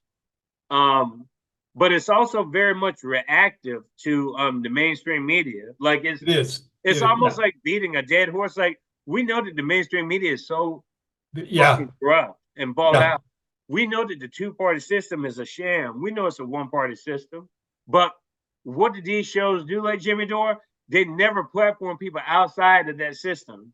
They keep everything within the system still. They never platform unknown people for a reason. And if they do, it's like for every 1,000 known people, they may platform an unknown or a lesser known person. That's a great. But that's the way it is, though. Is if these people are really about, a lot of these channels talk about, they're like, shit, fuck the Democrats, fuck the Republicans. Yeah. But what are you doing about highlighting something else? Because you can't say on one hand that you don't believe in electoral politics, but every fucking show you talk about is about electoral politics or critiquing it. Thank you. It doesn't make any sense. So you either about electoral politics or you're talking about stuff completely different. And I can honestly say that this show, we do talk about electoral politics, but we also talk about other cultural issues and stuff too. That's why I market it as 50% culture, 50% politics. Some people don't care much for the political content on my channel. I'm like, okay, cool. Then watch the cultural content. If that doesn't satisfy you, if you don't like the cultural content, watch the political content. You might like both of them. You may not like one, but you may like the other. But that's the point. There's something there for everybody, but they're both from critical standpoints. It's not like we're saying the same shit over and over and over again. And I think that's just what it is. At some point, it has to be redundant. And like Jimmy Dore, I followed him at one point. I say there was like a 6-month span where I was like hardcore, like watching Jimmy Dore videos. Yeah. But then at a certain point, I was like, God damn, I feel like I'm just a client. You know what I mean? Like, what the fuck am I getting out of this? Yeah. And it's just, I don't know. The audience, entertainment is powerful though. It is. But I feel it's more entertainment. Let's hold that thought. So how let's assess how well he limbs the line between entertainment and information that breaks the seal. When you were talking, I was reminded of the film, marvelous film, The Truman Show. it came out the same year as The Matrix, and it was a dark comedy versus a sci-fi thriller, but they were dealing with the same dilemma of an individual coming to terms with the artifice of a reality he thought was so real and vivid, but wasn't in both cases. So in a scene in the Truman Show, when an elevator door opens and the back side of the elevator there's nothing there because he wasn't supposed to see that. That was the stage setting behind. Those were producers and stage set behind what he thought was a real elevator. And they rushed to close the curtain and move things in place. And then the actor that's pretending to be his lifelong friend since boyhood, hustles him away from that moment. Hey, wait a minute. What did you see that? What was that? That very disturbing kind of moment of opening. Jimmy Dore is doing nothing like that, nothing on that order of magnitude, but he is touching on that here. He is touching on the peering behind, and as you say, suddenly this expansive opening of the artifice that is this pretense. Your point is he barters in this artifice to the extent he keeps doubling down on it. Look at these titles here on the side of your thing here: The Hill, Real Vision, Savvy Sav, The Jimmy Dore Show. Look at the titles and look at the thumbnails. I mean, they all pretty much have that attention grabbing, the headlining. Mean, it's like the shiny object type. They all have that in common. They all do. Kim Iverson. Kim Iverson, even, she can't, even her, man, she's clickbaiting now. But I mean, and that's understandable, but I guess the point being is that is that something that's is that a useful tactic? And if it is a useful tactic, is it something that's actually benefiting the people? I guess people just have different agendas when they're on their shows, their shows, and that's totally fine. But it's just like, you might as well just call them just shows like any other shows. They're not mainstream yet. I think they are still, but they are still something new to the extent they are a departure from the network news, and they're a departure they're a departure from cable news, the way cable is a departure from network. They are yet still something that like radio, and when it got started, like TV when it got started, like the internet when it got started, they promise something. They promise, and inevitably the promise collapses. Let's see what he's doing with his promise let's go. I got it back up. This can repeat a little bit, but the feed might be a little bit better. Caught this Joyanne Reed got caught on a hot mic. This is what I love when somebody gets caught on a hot mic, as long as it's not me.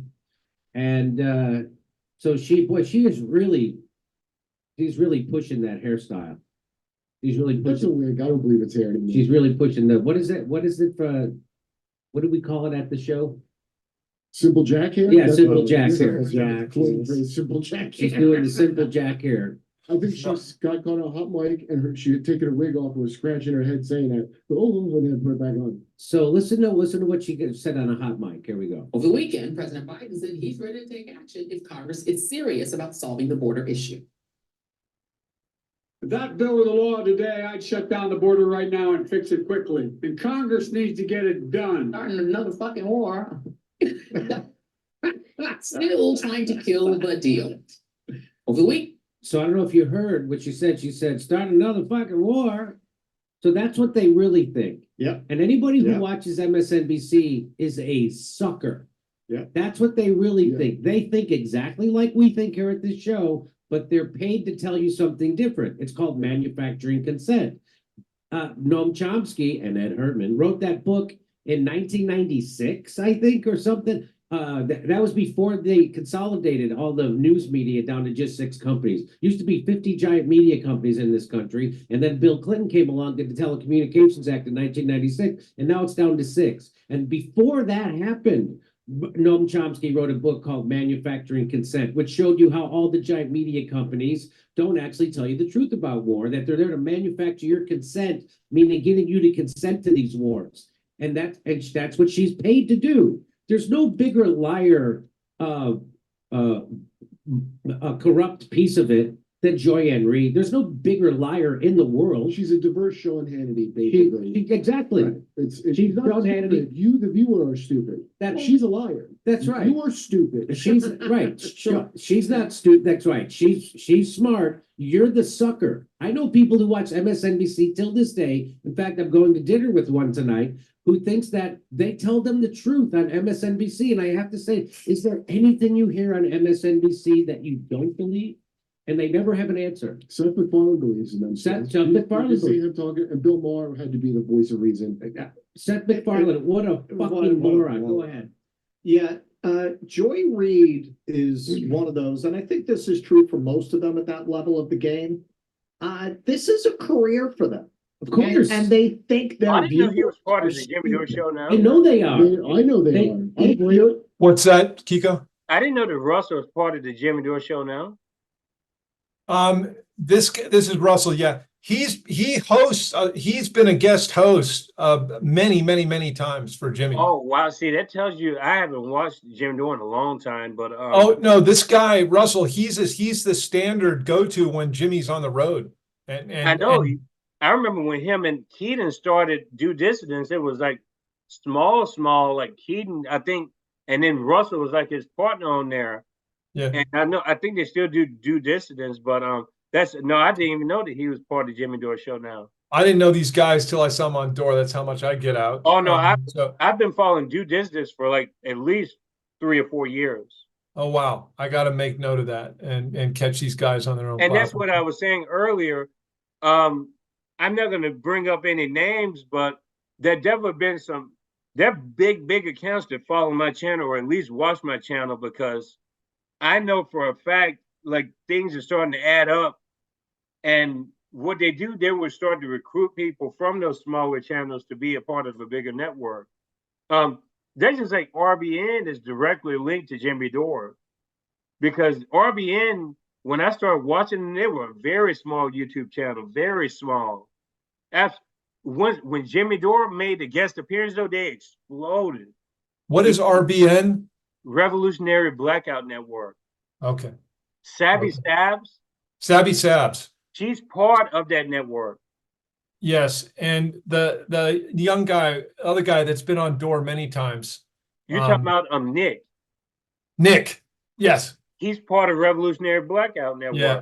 They used to be called Fred Hampton leftists. That's what I mean. All these people are connected some kind of way.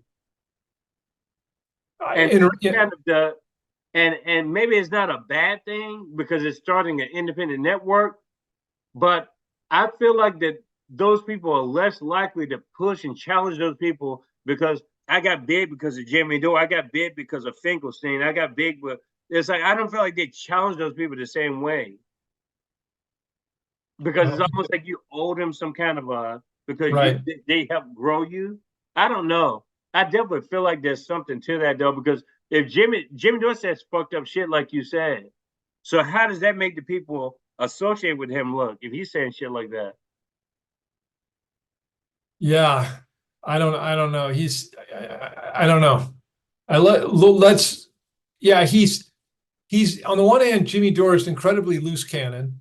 On the other hand, he's incredibly scripted and incredibly calculated and incredibly careful how he delivers. He makes it sound easy and that he's stoned and that but he's actually laser tight in his focus. And you know, he knows his place in the scheme of what can be said and what can't be said, and who to push on and who he can't push on, and who he has to polarize with and not. He is nominally careful about issuing any endorsements of any kind and any praise. And it's actually kind of honest when he concedes he fucked up on some, right? He'll say, hey, you know, this, and I fucked him, and I used to see things that way and I don't anymore. It's funny with Bill Maher, you know, and then he'll say, well, actually, I was just really jealous of him. But then he'll call him a creep again when Bill Maher inevitably shows his true colors over and over and again, which is he's just a licentious, lazy ass piece of shit who's got a bazillion writers, you know, and he knows how to deliver a joke. Maher knows how to deliver a joke as if he wrote it. You could call that talent. I call it a gimmick. He's a consummate sellout. long before Hugh Hefner. Marr was a regular at Hefner's mansion, but Hefner was, I don't know how much he was an honest broker of sexy, old-fashioned and not the perverted way. I don't know. But Marr was a regular. Anyway, to continue, like I know what I'm talking. I don't know how I know that. Somehow I got that information. We'll let Marr dispute it. Let's continue with these guys. I can't even blame her. Rachel Maddow can literally say in an interview, yeah, I learned a lot from Roger Ailes. Yes. And you're still going to come back and watch her and not realize that this is all about branding, marketing, Did she stay in a cahoots with self-promotion. him? Joy Reid, she got busted with these old homophobic blog posts, and she literally lied to the FBI. And time traveling Russians went back and hacked her stuff and changed it in the Wayback Machine. You have Rachel Maddow, the other prostitute over at that network, comes out and literally says, I've never been as proud of Joy Reid as I am right now after she apologized. They clearly called Rachel and said, listen, you're the resident lesbian. You have to run cover for Joy Reid's homophobic blog posts, which she did because she doesn't have any conscience or character. But you get some people who really do, like Chris Hayes, I think, is a true believer. That's a transition point. We'll get to that in a minute. That's another, he pivots, and this is where Dore pushes back. But on this point of who knows who, back to your, I was lost Epstein's name. Roger Ailes, Bobby Kennedy was close friends to Roger Ailes. He was he was on a safari-like expedition with Roger Ailes for like 3 months when he was a kid. He said Roger Ailes is actually very funny, great sense of humor guy. I learned a lot, remained friends. Bobby Kennedy, what's he doing on the Lolita Express? Bobby Kennedy, what's he doing? What's he doing shilling about Israel in the most extreme, absurd ways with this Rabbi Shmuley, who's a complete creep? This guy, and Shmuley can't say more than a few words in any number of venues where he's not promoting his daughter's sex toy. I know that's crazy. Business. It's so twisted. And this is your point. These people are all these hubs that are out there that around which a certain crowd orbits. And Jimmy Dore doesn't orbit that crowd. It's not my point. There's not some Death Star at the center that everything is orbiting, unless you want to call capitalism the Death Star, that everything can't escape the orbit of. Okay. But he's always fighting that to get escape velocity to have another orbit. It was his own gravitational field. Your point is these gravitational fields become self-sealing, and there's always a planetary body that organizes who orbits whom and what sort of deference.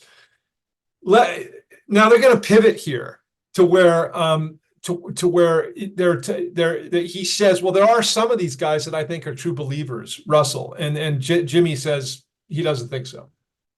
But Joy Reid, you think so? He's not. No way. The guy wrote a book. He's a scumbag. He's a scumbag. The guy wrote a book called The Twilight of the Elite, where he talks about how you get changed by hanging out with these people. Sure. And you don't think he noticed it happened to him? Of course he did. I promise you he knows. He knows. Yes, but I think in his mind, okay, so the distinction I'm drawing, I think in his mind, he's walking a line.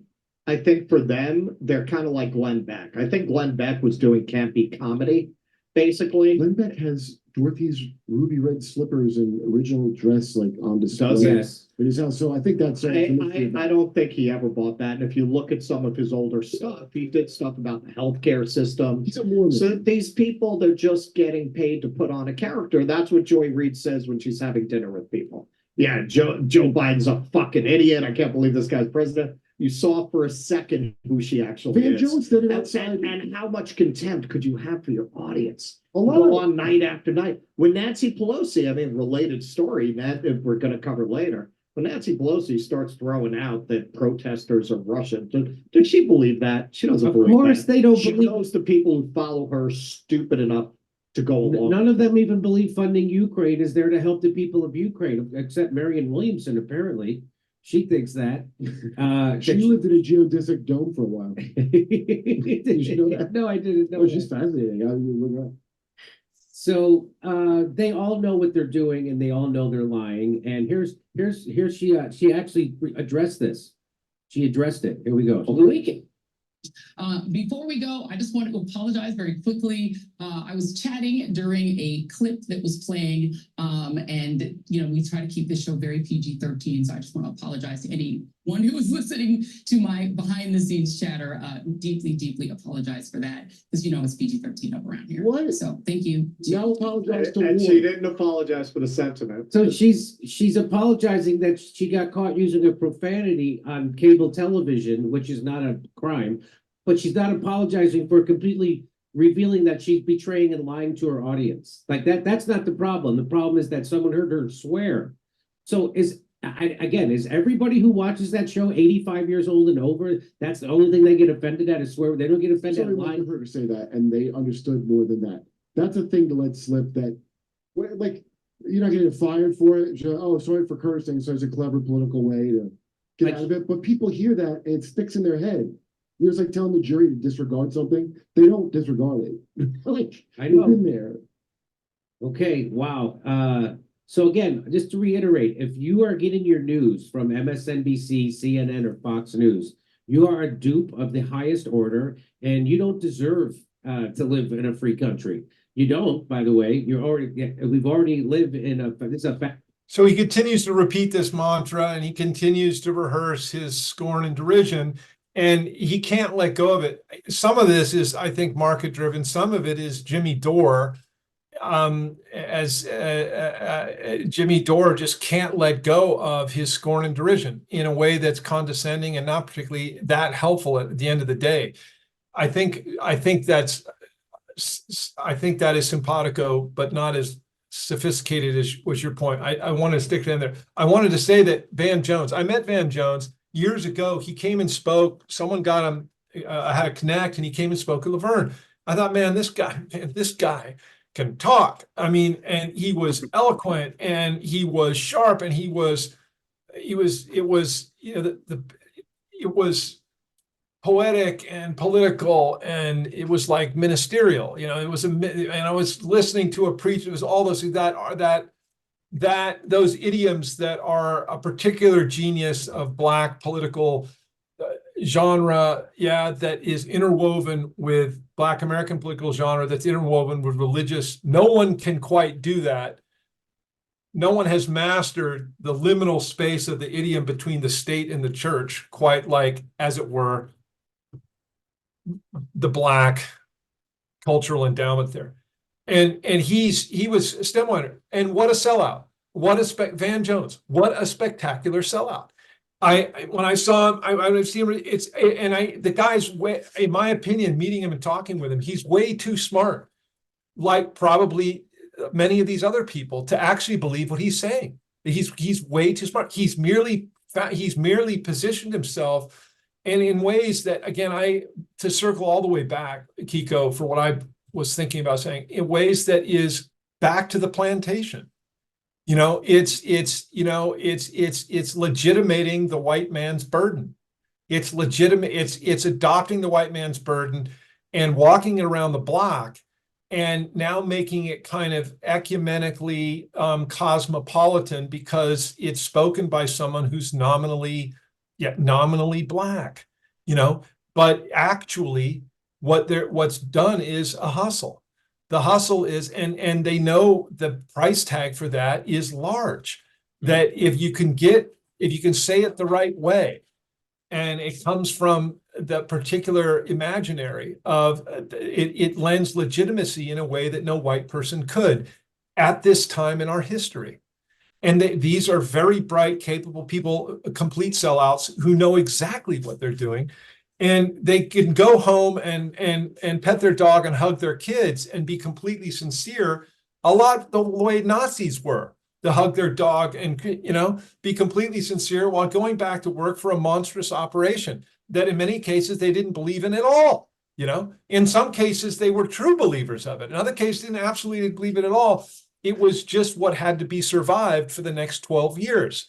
And so I say that not as a castigation or as, it's just, it's what it is. And here we got 4 white guys giving commentary on catching a black woman, right, and a lesbian woman in the absurdity of their hypocrisy. There is a kind of very sad reversal here. And not to essentialize lesbian or black or woman or anything else, but there is this kind of weird reversal. Or is it? I wanted your opinion on this. Is this the same old, to a certain extent? I mean, Dore has made the point that, you know, race is not really the issue in this country. It's never happened. He makes the point that Mills reversed himself on in his career, that race is not the thing. It's class, and it's always been class. Now, Dore is no Mills. Dore is not studied in that way. Dore is very studied in many ways, but he's not studied in that way. And he, in just sort of this broad brush way, announces more than once when he goes there that what we're doing is being divided artificially in ways that we have to start waking up and paying attention to. I've heard Republicans say that, and I've heard very conservative people say that, but I've seen them do but nothing to broker any kind of a truce across those lines, but ever. And I'm not putting that all at the feet of Jimmy Dore at all. I'm trying to wind back to your very precise critique of what he's up to. I'm asking rhetorically and directly to you, is there any redeeming of what he's doing? Or is he just parlaying in the same old in ways that seem as if they're new, but they're not? I think for me, it's clear that he's, I just see it as a marketing tool. And even this self-consciousness is, the fact that he's still on YouTube says a lot about him understanding the protocols of what's acceptable dialogue and what's not. But he is definitely, or his producers or whoever is behind the scenes with him, they know what the deal is, and they've navigated the censorship channels enough. They've developed enough following to, you know, he's at a point now where he can be a little bit more self-critical. I think he's gotten to that level, and he gets probably a lot of funding. I don't know where he gets his funding. That probably says a lot about the messaging based on the funding, because I know they made a big deal when TYT got, I think TYT got like $20 million from this billionaire funder. Well, you mentioned Van Jones. Van Jones was one of the recipients that got $100 million from Jeff Bezos. I did not know that. That was a big story. That happened about 3 years ago, almost 3 years ago. He was one of a couple of people who got $100 million as a gift from Jeff Bezos. So he's clearly compromised. I mean, I think a lot of the independent people are going to be compromised too, if they're not already compromised.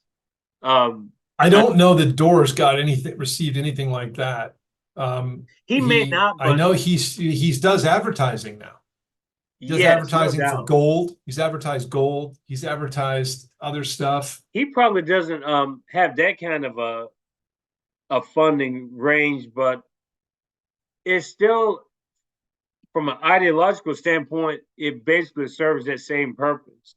He's been a little self-reflective, but at the same time, it's really hard to say because I don't know him on a personal level. Yeah. But it still seems pretty consistent with what it's kind of like my expectation of Jimmy Dore. Like, I expect him to say the unexpected at times. But it's like when S.L. Canton has come on the show. S.L. Canton is a geopolitical analyst based out of Bangalore, India. He's been on my show several times. And this is like Jimmy Dore will screenshot and share information from somebody else, but won't even have that person on his show. But gets his information from who God knows who. Okay. And Kevin Hart got accused of this. Kevin Hart got accused by Ari Spears, a fellow comedian, of having a team that goes to these local comedy clubs and real time copying the content down from up and coming comics, and then repackaging those same jokes as a way to spread it to a broader audience, but just been more creative with the same basically seed. The seed's already been planted, but he's just kind of taking it from there, like, okay, I got it from here, basically. Sounds like Bob Dylan, what Bob Dylan did with any number of songwriters. Snatch their stuff, man, sample it, repackage it, say, hey, Bob, man, that I just played that the other night. Hey, man, I gave you that line. What the Bob? Oh, Robert Zimmerman. But the thing about it is this. I guess it is a critique, but it's like, I think that this stuff is way more common than what people believe. That's all I'm saying, is that this is such a common practice now. But at the end of the day, it's very much I don't think it's pushing for anything like revolutionary. Like it's a flux. It's something that's always going to be in flux. And something that S.L. Campton said on one of our last interviews we did was that the truth is still delayed with Jimmy Dore, in my opinion. In other words, even with COVID, when COVID first happened, Jimmy Dore did not stick his neck out on the line. He waited till there was a window of acceptability, when there was enough dissent underground, to where he made a decision to be like, okay, I don't want to fall into this agenda. I want to speak out against this agenda. But he waited on purpose. He didn't stick his neck out on the line like a lot of people did. And even people like Robert Malone, notice that you don't hear about him anymore. It's because Robert Malone, he's got some shady shit going on. Very shady. But it's just, Malone is a limited hangout. Malone is a limited hangout working for the players. I'm convinced he was always working for the players. I hate to say that, but I think you can still get value from a limited hangout, because if you follow other, avenues, but I guess if you follow enough limited hangouts, you can grow to a certain extent, but there's still like a common line there. And it's just, I don't know, it's definitely a psychological impact. It definitely has an effect on people at the subconscious level. And it rises to the conscious, no doubt about it. But I just see it as more or less marketing. Okay. Jim Dore's very shrewd, astute. Okay. He's a shrewd, astute commentator. He definitely is. He parades in the absurd, though. It's I think what you're tired and weary of, that I hear, is parading of the absurd. And it's kind of like, hey man, we get it. At some point we get it. Let's move on. And it's reassuring and comforting, like comfort food, like mac and cheese, man, to go listen to Jimmy at this point. But there's not a lot of fiber like I'd get from a Kiko's Freethinkers forum. That I know we're coming up on time. I wanted for your viewers a couple of books to recommend, because you mentioned Hitler, Conjuring Hitler. This is by Italian, I think he's a political scientist, Guido Giacomo Preparata, Conjuring Hitler, How Britain and America Made the Third Reich.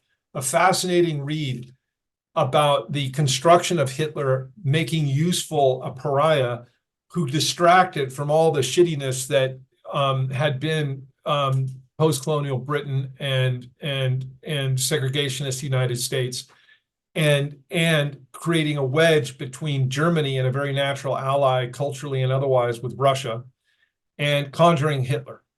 Now, the wedge had already been created by provocateurs that were Rockefeller funded, including Lenin himself, Rockefeller funded.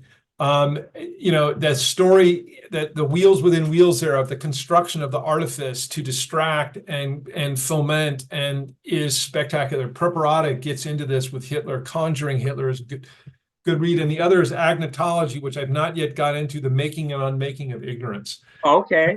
I've mentioned this, and I've wondered how you and I can make some sense of this along the lines of racializations and all of the befuddlement of that. And all of that. all of that, man. And then let's discuss that the next time we come on together. Let's discuss agnotology. Let's see what we come up with. Let's put our heads together and come up with something. I got to get my head in it, and I got to get my head there with you. It's hard to keep up with you, so I will go for that. I've been meaning to get into it, but anyway, I know we're Who's the author of that agnotology? Agnotology is an edited bit by a guy named Robert Proctor and Londa Schiebinger. Oh, I get it close enough.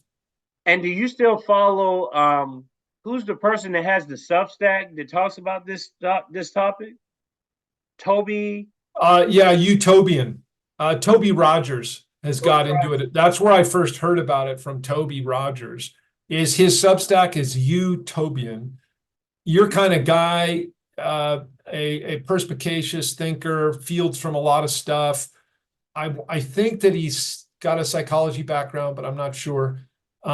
He's got an academic background. I did want to mention this, and I'll be honest with you, I did not expect to talk so much about independent media. I kind of opened the can. I love it. Hey, no, we can always come back and discuss the Zoom off essay, talk more about Mills, or just whatever we decide to do. But there was a commentator, and I think her name is called Lady Politics. We were exchanging some ideas, and she was saying how when she interviewed Jill Stein, how Jill Stein didn't share her interview. And I shared with her, you'd be surprised at people who don't share your content. And it makes you wonder why. Because the thing about me, and a lot of I give shout outs, Tracy Carson, shout out, Empathic Time, shout out. I'm going to get the name right on this person that I just mentioned, the Lady Politics YouTube channel, and give them some shine too, because we're giving like raw type of conversational type interviews. And I don't see a distinction, honestly, between Jay Clark, Norm Finkelstein, Iwo Omatosine, or anybody, Tyler King, or anybody from episode 1 to 119 until this point. My approach is the same. I'm not like in awe of Norman Finkelstein. Yeah. I mean, should I be? I don't know. But I'm just like, I'm kind of subdued. I just see him as a person. I have respect for him, obviously, but I'm not going to be like, I don't add value to the conversation. Like, I just got to bow down to Norm Finkelstein or whoever the fuck got Cynthia McKinney or anybody else. I'm just not like that. I'm not the person for that. I'm an academic myself. I don't need to be like, doing this to people constantly. That's what academia is. You have to kiss people's asses. And I don't want to do that. I want to talk to people level to level, like we're people, right? Yeah. And I think the audience sees that. Like, I'm talking to him just like anybody else. But the point being is that some people won't share your content, unfortunately. And I was telling her this, the YouTube commentator, and just don't take it personal.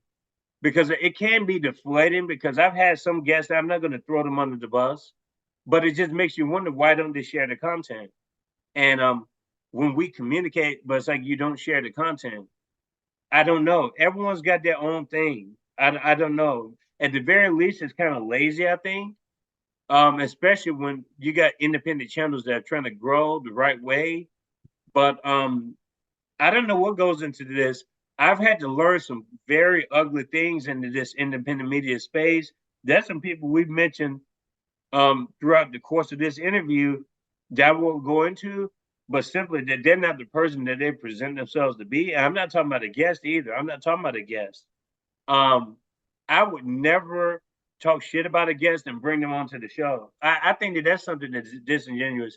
Jimmy Dore and these other commentators do shit like this. They would talk shit about the guests after they bring them on. Like, why would you do that? It's like Marianne Williamson. Why would you fucking destroy Marianne Williamson on the show? You know how she thinks. You know she's a fucking Zionist or whatever, right? So it's like, what else do you expect her to say? And then it's like you talk shit about her, but she's nice enough to come on your show, but then you talk shit about her. You're never gonna see me do that to a guest. They're nice enough to come on my show and take the time to talk to me, and they're going to talk shit behind their backs. I don't get that type of stuff. But people do this stuff all the time. Like Cornel West is another one. I'm not a big Cornel West fan, but I'm not going to talk shit about Cornel West and then be like, hey, I tried to get him on the show. People keep asking me about Cornel West. And I kind of buried that hatchet. I think people know that already. Like, I reached out to this motherfucker like 16 times. And it's like, what am I supposed to do? And they're like, God, you just called Dr. West a motherfucker? I'm a doctor, motherfucker. It's like, what's your point? He's a person at the end of the day. We got to stop venerating these people like they're some kind of gods. Yeah. And it's like, at the end of the day, they either want to come on or they don't want to come on. It's like, I can't make people do things they don't want to do. But maybe it's just been too honest and upfront. But I just don't see the point of hiding anything. I just don't see the point of doing that. So I'll tell you, so, you know, I've not shared, right? For one thing, I'm not in the stir the way your more high profile people are on the one hand. Where I would share would be so limited to like Facebook. And if I share to Facebook, I get in trouble. I get in trouble with family. I get in trouble with friends. I'm so exhausted, Kiko, by all of that. Being able to talk to you is just this remarkable free space. It was hard enough for me to share, you know, the interview with my siblings, the two-parter we did on the mall. It was hard enough to do that just because. I'm glad you did. I'm glad you did. Yeah, just, you know, it was hard for a variety of reasons, but for one, because it would be like a gateway to the stuff that I've said that I know that would trigger them. And that we talked about COVID, we talked about deep state, we talked about conspiracy, this, that, and the other. That gets them triggered. Mm-hmm. And if I put that on Facebook, I don't know what would happen if I put some of that stuff on Facebook. You know, I'm just so exhausted by it. And so I wanted to promote your stuff because I love your stuff. And so I put on your guy, the economist, that Lenman. Jack Rasmus. Jack, and he's just fantastic. I mean, he is on it. And his command of detail and summoning of the linear sort of progress and all that, I mean, it's fantastic. And so I said, here's an example of the work that Kiko's doing, you know, and then I said, you know, I've been a guest a couple of times, more than once, talked about this and that. And I put that in my Facebook post. And I said, I'm calling out to my peers and colleagues that if you're looking for venue where you really get a long form discussion that's very gracious, informed, and ready for a very substantive discussion, Kiko's your guy. That's what I put in. And then by way of example, I gave Jack Rasmussen but to put myself up, I'm like, a couple of things. It's sort of like, I don't want to, you know, you're self-promoting. And the other thing is, I don't want the blowback. It sort of too, it would invade this space with you that I really am trying to preserve. Is like, I can say whatever I want. If I go on Facebook, I can't say anything I want, you know. That's understood. I think what Lady Politics was getting at, and this is why I totally agree with her. And I want to make sure I get that YouTube name right. And so I will refer to all these people, not only Dr. Witt's scholarship and his works, but also the aforementioned YouTube channels that I think need to get some shine too, to get their numbers up, because they do deserve some subscriptions, including myself. I definitely deserve more subscriptions. I'm not going to shy away from that. But it's one of those things where when you see them sharing pretty much every other interview but yours, it makes you wonder why. And see, that wasn't you. You were saying for certain reasons, but these people, and Finkelstein, shout out to Finkelstein, shout out to the people who have shared the video content, just like with open arms. Like, shout out to pretty much most of my guests have, but there have been some very crucial guests that haven't shared the interviews, but they've shared everyone else's interviews. And I'm just like, why is that? Like, I don't understand that. So and I want to single out one person, but I've said to myself, to be fair to myself and to be fair and consistent with kind of like what I stand for, I'm not going to do that. But it's still very puzzling, like why that's, like what goes into that, I wonder. They're guarding their persona is the one thought that comes to my mind. They're guarding their brand. And you are a brand breaker, man. You're not, you just, this Mhm. format just is not about the brand. And it doesn't sound bite. It doesn't bundle. It doesn't bundle listeners in a demographic kind of way. And I'll single out a person you mentioned interviewing, and Jill Stein. I was so enamored with her in the what, from 2012, was it, or was she first kind of came on the scene? I thought, man, this person is everything we need now and ongoing. And I gave all sorts of what I could back then, and would sing her praises, but not so much at this point. And what I've heard of how she maneuvers on the inside, you know, how she recommended to Cornel West, this is from Jimmy Dore, you know, this inside player only to why? Who put her up to that? Well, she's smart enough to know this guy's on the inside rail, and what's he going to do to West? You know, what's that going to do? It's going to make him. You talking about Peter Dow? It's going to, what's that? You talking about Peter Dow? Peter Dow. It's going to Yeah. make West the safe opposition. It's going to completely package him. Talk about a handler for the deep state, this guy Dow. Oh my God. You know, so why would Jill Stein, who nominally would have so much kinship with West in so many ways, and I don't know what kind of many appearances and gushing I've seen them over each other. Why would she set him up with that guy of all guys? She's a broker. That's what a broker does. I understand that, but my rebuttal to that would be, I'm sorry, Cornel West has been too goddamn gullible on too many Fair topics. enough. And I just don't, if he's supposed to be that smart, I'm sorry, there's no way in fuck he's getting like just that blindsided. To me, like that's something that he knows that I don't know, or they know something that I don't know, because like he's made some very, very questionable decisions since he decided to run for office. And I'm just like, are you really like that's like dumb when it comes to like what you're getting into? Like I don't believe it. I don't think you should. I think the formula is this kind of weird warp on call and response.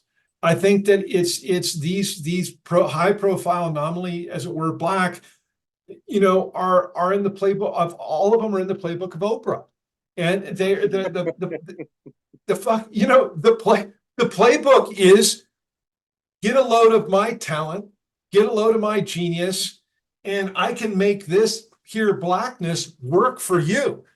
Wait till you get a load how I package this package, white patron. I am available. Now, Oprah is Oprah, and she's, I think, a monster. I don't think Cornel West is a monster. But I think that he's abiding the same playbook.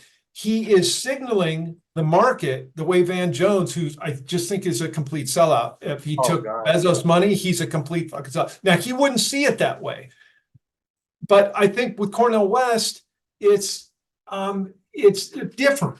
But he's playing by the same playbook. He's saying, I can package this here blackness for you in a way that'll work for you. And he thinks that he's gonna turn tables. He thinks he's smart enough, to your point, he thinks smart enough, and he's got all he knows the angles because he's a black man in fucking America, man. What does he need being schooled about how to turn the tables? Yeah, you know, so he's right, man. What does he need to be schooled about treachery? There's nothing he needs. So he's going to play, he's going to, you know, as it were, kind of Sambo it up. And he's going to make it, he's going to contort that, what is essentially beneath all of it, a Sambo mask. Beneath it, there is that. And I don't, you know what I mean? I don't mean that he is. I know what you said. It's just, I love the way you're describing it. As no other Sambo ever was a Sambo, ever. They adopted the mask because here we go. Here's the market, and this is my hand to play, and get a load of this, will you people? Get a load of this.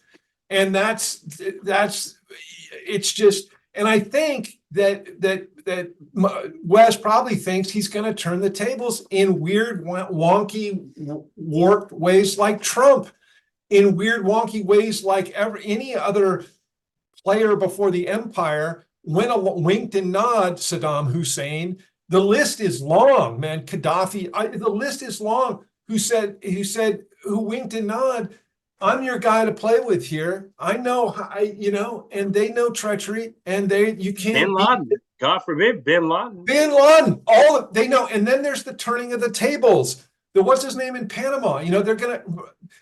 Trump is completely of that cloth, that he was put up to it by the Clintons. He was put up to 2016 by the Clintons. He goes way back with them. And the offer was, look, you got to play it up, man. You got to ham this shit up. You know what you're doing. It's The Apprentice on steroids. This is what we need you to do, Don. Come on, you owe us a favor. And here's what you're going to get in return. And I'd love to know the real inside on all of that. Trump, to me, is an actually pretty interesting character, as much as he is a caricature. The who he really is and how he manages the space is a cross between Peter Sellers and being there, Chauncey Gardner and being there, and a guy who's has no idea, is way out of his depth on the one hand. On the other hand, there's this kind of savant genius for occupying the space in ways that Ronald Reagan occupied the space. I never would think of Ronald Reagan as the intellectual, but in comparison to Trump, holy shit. So it's these weird sort of repetitions of patterns that go back to what we've been discussing so many times. We discussed again here, and I'm belaboring the point, man. No. I actually want to get your opinion on one last thing, and then we definitely got to go. Yeah. So what you've been talking about, I don't want people to think that I'm just like singling out Cornel West, because he's not just an exception. My question for you is this: I posed it to several commentators previously, but I want to get your take on this. Why are so many people running in the 2024 presidency, third party especially, when before Cornel West endorsed Biden, like most of these people endorsed Biden in the last election? So what changed 3 years ago? Like what's changed all of a sudden to when they finally saw the bigger picture? Like that's what's confusing to me. I'm not sure that they have. The one way I would look at it is the front runner, Bobby Kennedy, and doing a couple of things. He's throwing tackles downfield, and he's showing for the freelancers, right, that, hey, man, there's game on the one hand, but I wonder how many of them have gotten a phone call and been told, we can back you on the independent because Kennedy, I think, is a real threat. I don't trust Kennedy. I did trust him. I have a way of, I don't know why whereas you don't, I tend to gush over if I can believe in something, and you're like, man, I don't care who you are, man. I don't know who you are. I'll tend to go. I gushed when Bobby Kennedy spoke about COVID in his book on the real Anthony Fauci. I'm like, holy shit, I'm pinching myself, man. I'm like giddy, like a teenager. I can't believe I'm here, man. I can't believe this is happening. I can't believe this goodness is raining down on me here, man. I can't believe these blessings that I don't deserve. I catch myself all the time with that. But I think in spite of whatever fucking very kinky ass weirdness, I think, follows him. Okay, because you do not make up stories having to do with Epstein. A, B, you do not apologize for the worst of the worst of the worst of Zionism. Okay, and think that that people are going to give you a pass, man. No fucking way. Epstein was a Mossad operator. You had direct ties with him. Shmuley is cut of the same cloth. You have direct ties with him. And what connects all of that together is some kinky ass shit that you've been involved with. And someone's got the goods on you. And I think that's what's going. So, on the other hand, like Trump, he's also his own agent. They can't we're not robots yet. They haven't created the robot yet that can run for office. Not quite. But they make damn sure they've got the goods on people that make it anywhere near close. And someone deep and dark has got the goods on Bobby Kennedy. And that's why he chirps this Zionist bullshit. And someone's got the goods on Trump. And that's why he'll say outrageous shit that's truer than true on the one hand. And then he'll contradict himself on the other hand. Someone's got the goods on him too. To your point, has Trump announced a VP yet?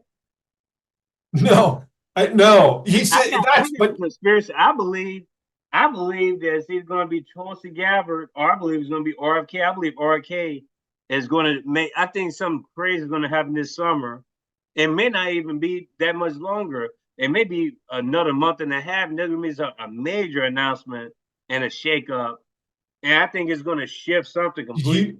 yeah. Did you see Kim Iverson said, and I don't remember the full, if I even watched the full clip, but she said Bobby Kennedy made a big mistake by not taking Trump's offer. Now, I don't know what facts she's referring to, that there was literally an offer on the table from Trump. I was like, wait a minute. Wouldn't that be bigger news? I have heard Bobby Kennedy. I've heard Bobby Kennedy in so many words say there's no way that if he was offered Trump the VP that he would take it because they're simply too different. I've heard him say that as if there was an offer. And Iverson, she may have been clickbaiting because she does that now, and it may have been that's all that was behind the story, you know. But to your point, that's out there. I've heard this. But then there's Tulsi Gabbard, and Tulsi Gabbard's another kind of, a wink nod. She's so cute, and she's such the surfer girl that, and independent and military. I don't know who the fuck she is for real. I do not know who that fucking person is for real. I mean, it's so sad to compromising. And then she stole herself as being anti-war. But then it's clear that she picks and chooses like which situation she wants. No, she has it her way, every which way to Sunday. I'm completely done with whoever that person is. But it's crazy how all these people. It seems like everyone's just the veils are just being uncovered, and it's so sad because these people have the clout to really move the needle and create mass movements. But again, maybe they're just a part of the system. I know Trump is a part of the system. I tried to tell my Trump friends for so long, Trump ain't nothing but deep state. He screams deep state. He's just a different function of it. But it's like you can't tell people anything. I get that he has that cult of personality and stuff. I mean, he's hilarious to me. I mean, I laugh like a motherfucker whenever he's saying something. Like it's entertaining, but you got to be careful and just realize what it is. I mean, it's simply just, all this shit's entertainment, these trials and all this, the witch hunt for Trump. And it's almost like it's a movie, like, oh my gosh, they're going after Trump, but they can't grasp him. He just always escapes. Trump is I think to your point, Trump is entirely an artifice intended to trigger the liberal. There's nothing about Trump that's particularly conservative. He talks in the broadest platitudes, man. He's got no standing with real conservatives and real political fights that they've had and positions that they've taken, much less anything philosophical about conservatism. He's got nothing to do with that. He could care fucking two shits. He is there to trigger people. He's there to needle people. He's there to barb people and get them off balance. And he's always done that. He's always got a kick out of it. There is not much there, really, maybe less than not much. To your point, he's completely part of this cabal. I am struck, though, by if it's theater, man, some of it's pretty convincing. I mean, this whole, this trial, this bullshit trial, this flim-flammy, there's no there. Just like when they impeached him to Jan 6, you don't hear nothing about any of this stuff. Ain't that crazy? This big bloody insurrection that lasted for 6 fucking hours. And it's like you don't hear about it now. That's right. So is he all in? Is he briefed all in to the bottom of this lawsuit and how it's going to roll and how it's going to play out? I wonder. Meanwhile, there's a lot of bodies, literally bodies figuratively, if not literally, falling around him. Attorneys and Republicans that had some affiliation with him are being sued for the Republican contingent in Arizona who wanted who called the re-election fraud are being hauled into court on. I mean, my God, it is batshit crazy. It's antebellum. It's a fucking lead up to the Civil War. Crazy ass shit that's going on with political attacks. and hatchet jobs, that there's just no basis in any reality but the propagation of the spectacle. Trump is all about spectacle. I don't know if we got to what you were asking. No, we did. I just want to slip in this news. I don't know if you heard the breaking news of today about the Harvey Weinstein. No. Did you hear about that? So I'm going to Okay. read. This is from the New York Times, and I'm just going to briefly. So the headline says, let me pull it up here. Harvey Weinstein's New York conviction is overturned. The state's top court ruled that Mr. Weinstein, the disgraced Hollywood producer whose sexual abuse case incited the Me Too movement, did not receive a fair trial. A separate 16-year sentence in California was not effective. And then it says, here are 5 takeaways from the overturned conviction.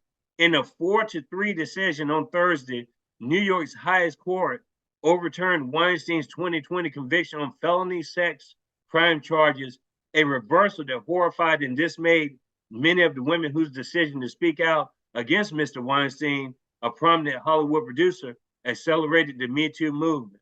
The New York Court of Appeals agreed with Mr. Weinstein's defense team that the trial judge who presided over the sex crimes in Manhattan, Justice James Berghe, made a critical error when he let prosecutors call as witnesses several women who testified that Mr. Weinstein had assaulted them, even though none of those allegations had led to charges. And I'm wondering, why did that news drop today? That's insane, isn't it? It seems insane, but your good question, man. Why today? What's going on? What's coming? What is this about? Meanwhile, no discussion of Ghislaine Maxwell or whatever. No discussion. They completely just drowned out the Maxwell. She's just locked up now. She's just chilling in prison. And Julian Assange, poor Julian, man. It's just insane. All this, the silence, the inclusion and the exclusion of the news is what should scare people. What they don't talk to you about and tell you about. And then they shine this over here. Look at this over here. But what the fuck is going on under the blanket? You know, it's so sad, but that they know that it's effective when they throw all these news stories out, because who's going to be able to follow all this stuff?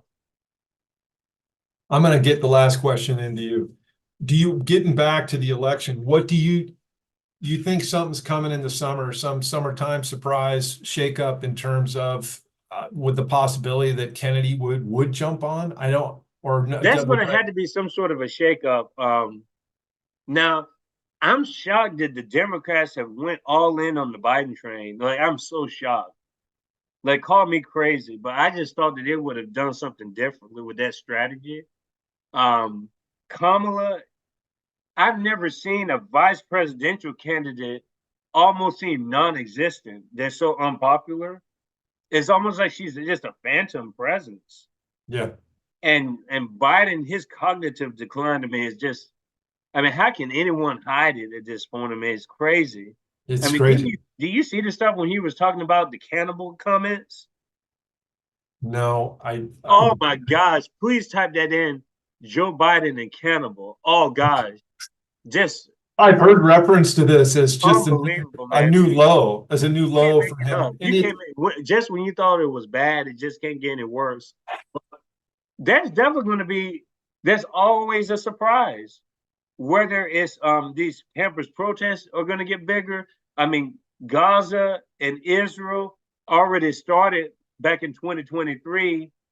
To me, that was like the equivalent of the Black Lives Matter summer of 2020. If you ask me, I know people are like, you're comparing apples to oranges. I don't really think it's apples to oranges. And if you're looking from a deep state structural standpoint, you have to understand that Black rights have always been in correlation to Palestinians' rights and self-determination. Those two issues have always been linked historically. Even if you talk about Nelson Mandela in South Africa and the liberation movements, the Black liberation movement has always been linked with the Palestinian liberation movement. So I'm not surprised that the deep state would use some sort of an event like that around a serious issue. Don't get me wrong. What is happening in Gaza is completely fucked up. I'm not saying that. I'm just simply saying that there's a lot more to what, just what happened behind that. My friend Ben that I went to school with, he's an Israeli citizen, born in Iran, Jewish, Middle Eastern Jew, and he even not agrees that it doesn't add up. Like, how did this even, like that, how did that event even happen? And the media is telling you it's Israel's 9/11. So what are they really telling you? 9/11? With all the uncertainty that we know about 9/11, so are they telling us in our faces that this is the 9/11 type situation as far as catastrophe for the Israeli people, or 9/11 in the sense that this shit is orchestrated by the government, by the Netanyahu government in conjunction with the government of Palestine?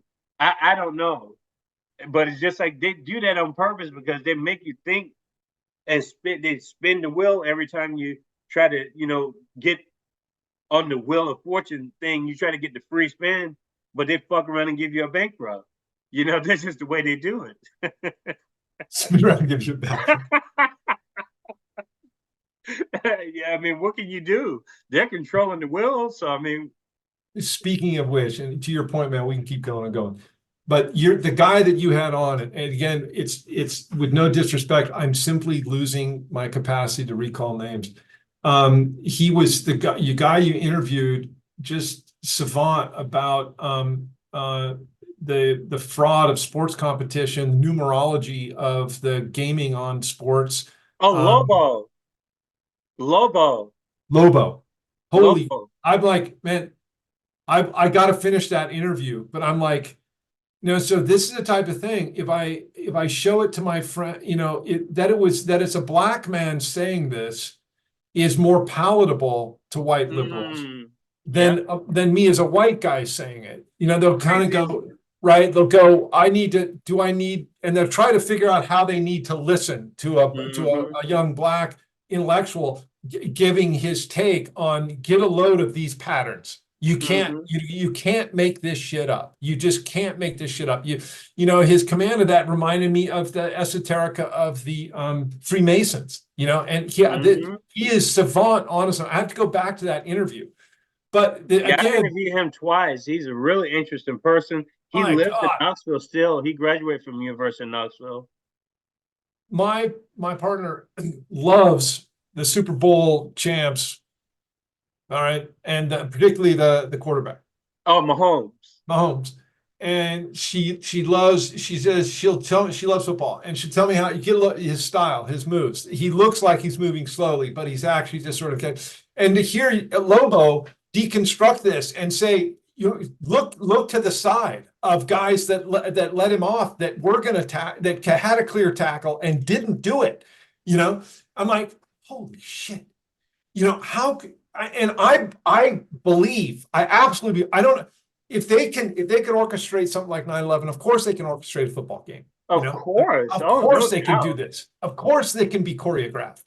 Especially with the gambling influence and stuff now, like the gambling mafia. I mean, they games more than ever now. How do they keep this hush among the players? And again, I could go, they did it with hundreds, if not thousands of people that knew about the inside of any number of things. From the Kennedy assassination, 9/11, they can keep shit hush.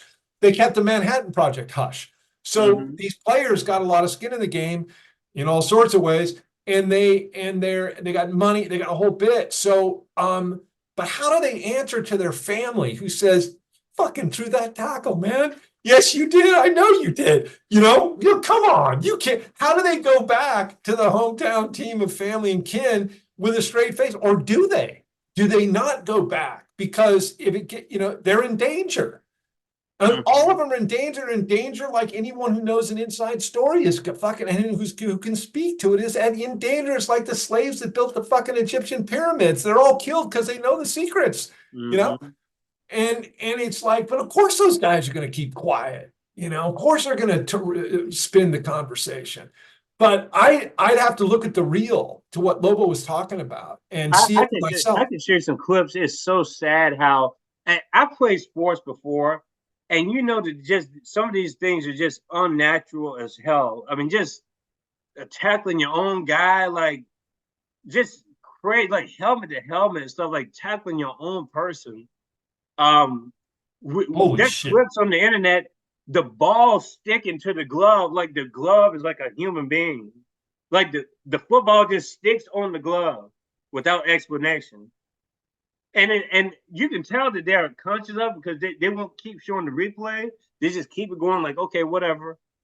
And then Charles Barkley, one of the biggest like commentators in the sports world, he says live during the game, there's a magnet. The game winning shot, there's a magnet. That was a magnet, and no one says a word. There's no response, there's no media response to what he said. Just independent YouTubers saying, did you hear what Charles Barkley said? But we're crazy because he said that there's a magnet. So what made him say that is the question. Why did he say that that was a magnet? What would be in his interest to say something like that? What was he, real quick, what was he referring, a magnet where? What? When the Los Angeles Lakers won the 2020 basketball championship, the NBA championship, they beat the Denver Nuggets, the team that won last year's NBA championship. There was a game-winning shot, and the center for the LA Lakers made a game-winning shot, and he shot it and made the shot, and he said that was a magnet. In other words, the shot wasn't a natural shot. It was guided in by some kind of technology into the hoop. And the Lakers won the championship that year. And guess what else that coincided with? It coincided, they played the championship in Florida in the bubble. That's why people call it the Mickey Mouse Championship, you know, as a joke, the Disney World. And Kobe died right around the same time. And so people were like, well, of course the Lakers are going to win because Kobe Bryant died. And so they had to make it, you know, LeBron gets to save his legacy. He wins another championship. And then the Tampa Bay Buccaneers, they win during the COVID year in their backyard, literally their home stadium, they win. And then the year after that, the team wins at their home stadium. Like, what's the chances of that happening?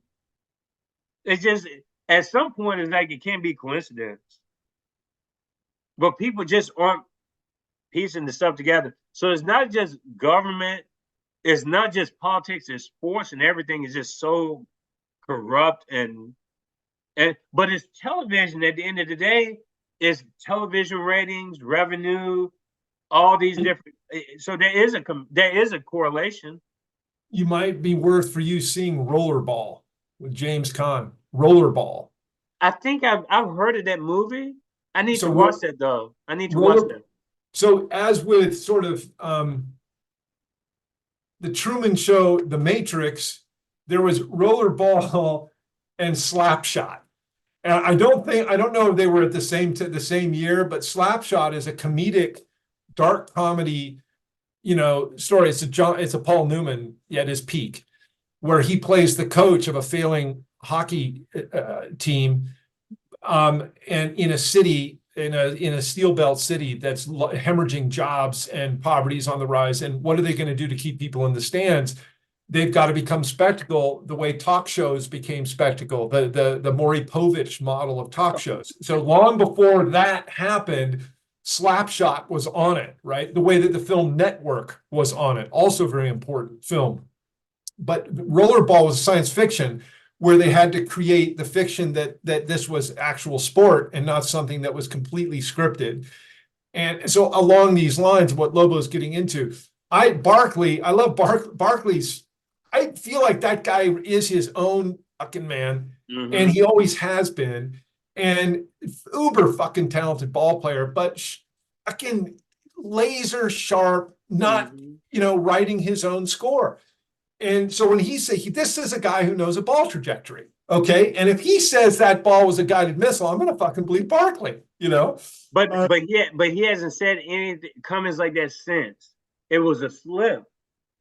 It wasn't meant to be said, I don't think. I just think he said what he felt like. It just came out in the moment. But Barkley, Barkley, I think it came out, but I think he just couldn't control it. Like, he just like, I mean, basically like, that's bullshit. I think that's what I think. But he's always called the bullshit. But Barkley's always called the bullshit, right? And at the same time, the guy is so he's so talented. I mean, he can talk one line of straight up commentary, and then the other line is a didactic reduction of the spectacle on the thing. He double processes the whole thing going.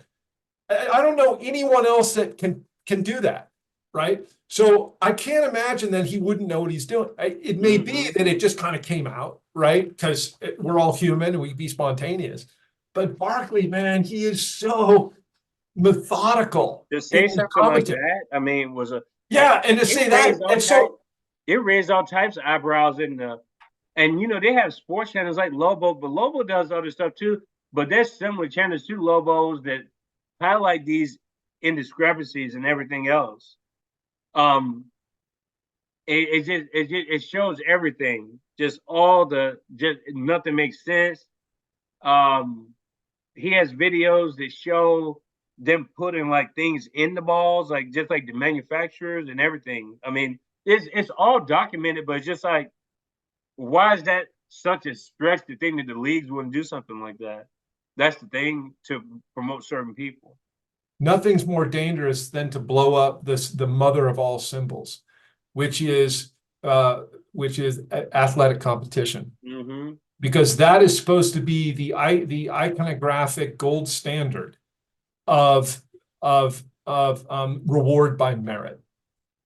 Yeah, you can't be faked.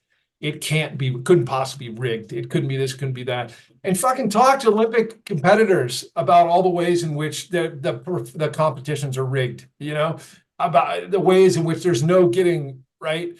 Look at Vegas and how all the games are rigged with the possible exception of blackjack. And now that they have multiple decks and no one can read the cards, it's probably rigged.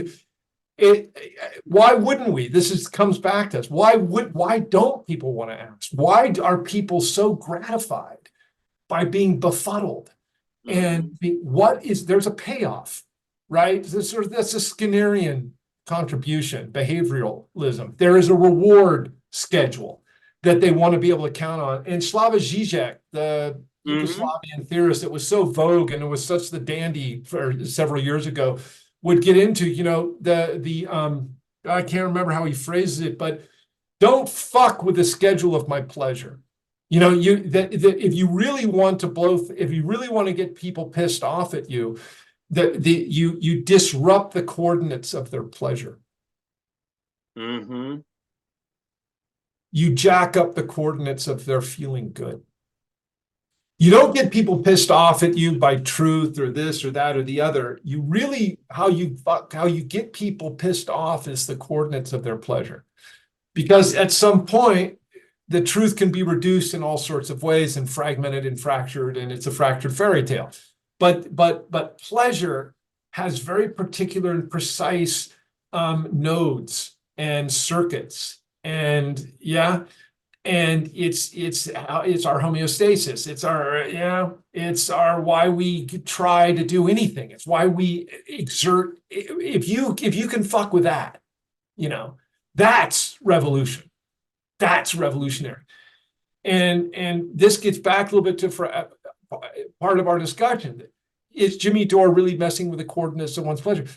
He's in some ways just realigning the coordinates of pleasure by doubling down on this scorn porn that he does. Basically, it's a kind of, you know, and it's like it's gratifying, but I always feel kind of empty and cheap at the end of it. I really wasn't there, you know. You had to be there, yes, you did, but that's what you're not doing.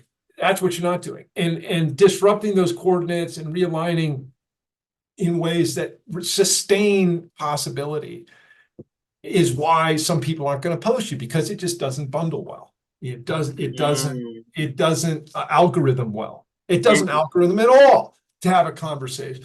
And Rogan does long form, but he does long form, but he does it within very channeled ways, right? Because he's Rogan and he didn't get to where he is. He didn't get to 15 million subscribers by being open to and searching of what might surprise him that he couldn't control. It's one thing about what comedians are about. They're about control. Comedians are district attorneys, man, on stage. They are in complete, absolute control. Nothing gets posed that doesn't have a response back already ready for it. It appears to be spontaneous. Never, ever is. And this is part of your point. Beware the comedians that are playing the pundit, because they know very well what a script is about. Very, very well what a script is about, right? 100%. On that note, Dr. Matthew T. Witt, a friend of mine now, this episode 119, we had some technological issues at first, but I tell you what, this did not disappoint, this episode 119. Can't wait to listen to it again within the end of this weekend. It's probably going to be end of the weekend because I might do episode 120 tomorrow myself. 120 tomorrow is going to be a conversation about just an individual. It won't be a conversation. It'll be a monologue about the Congressional Black Caucus, a topic that I discussed when I was invited to a podcast about 3 weeks ago.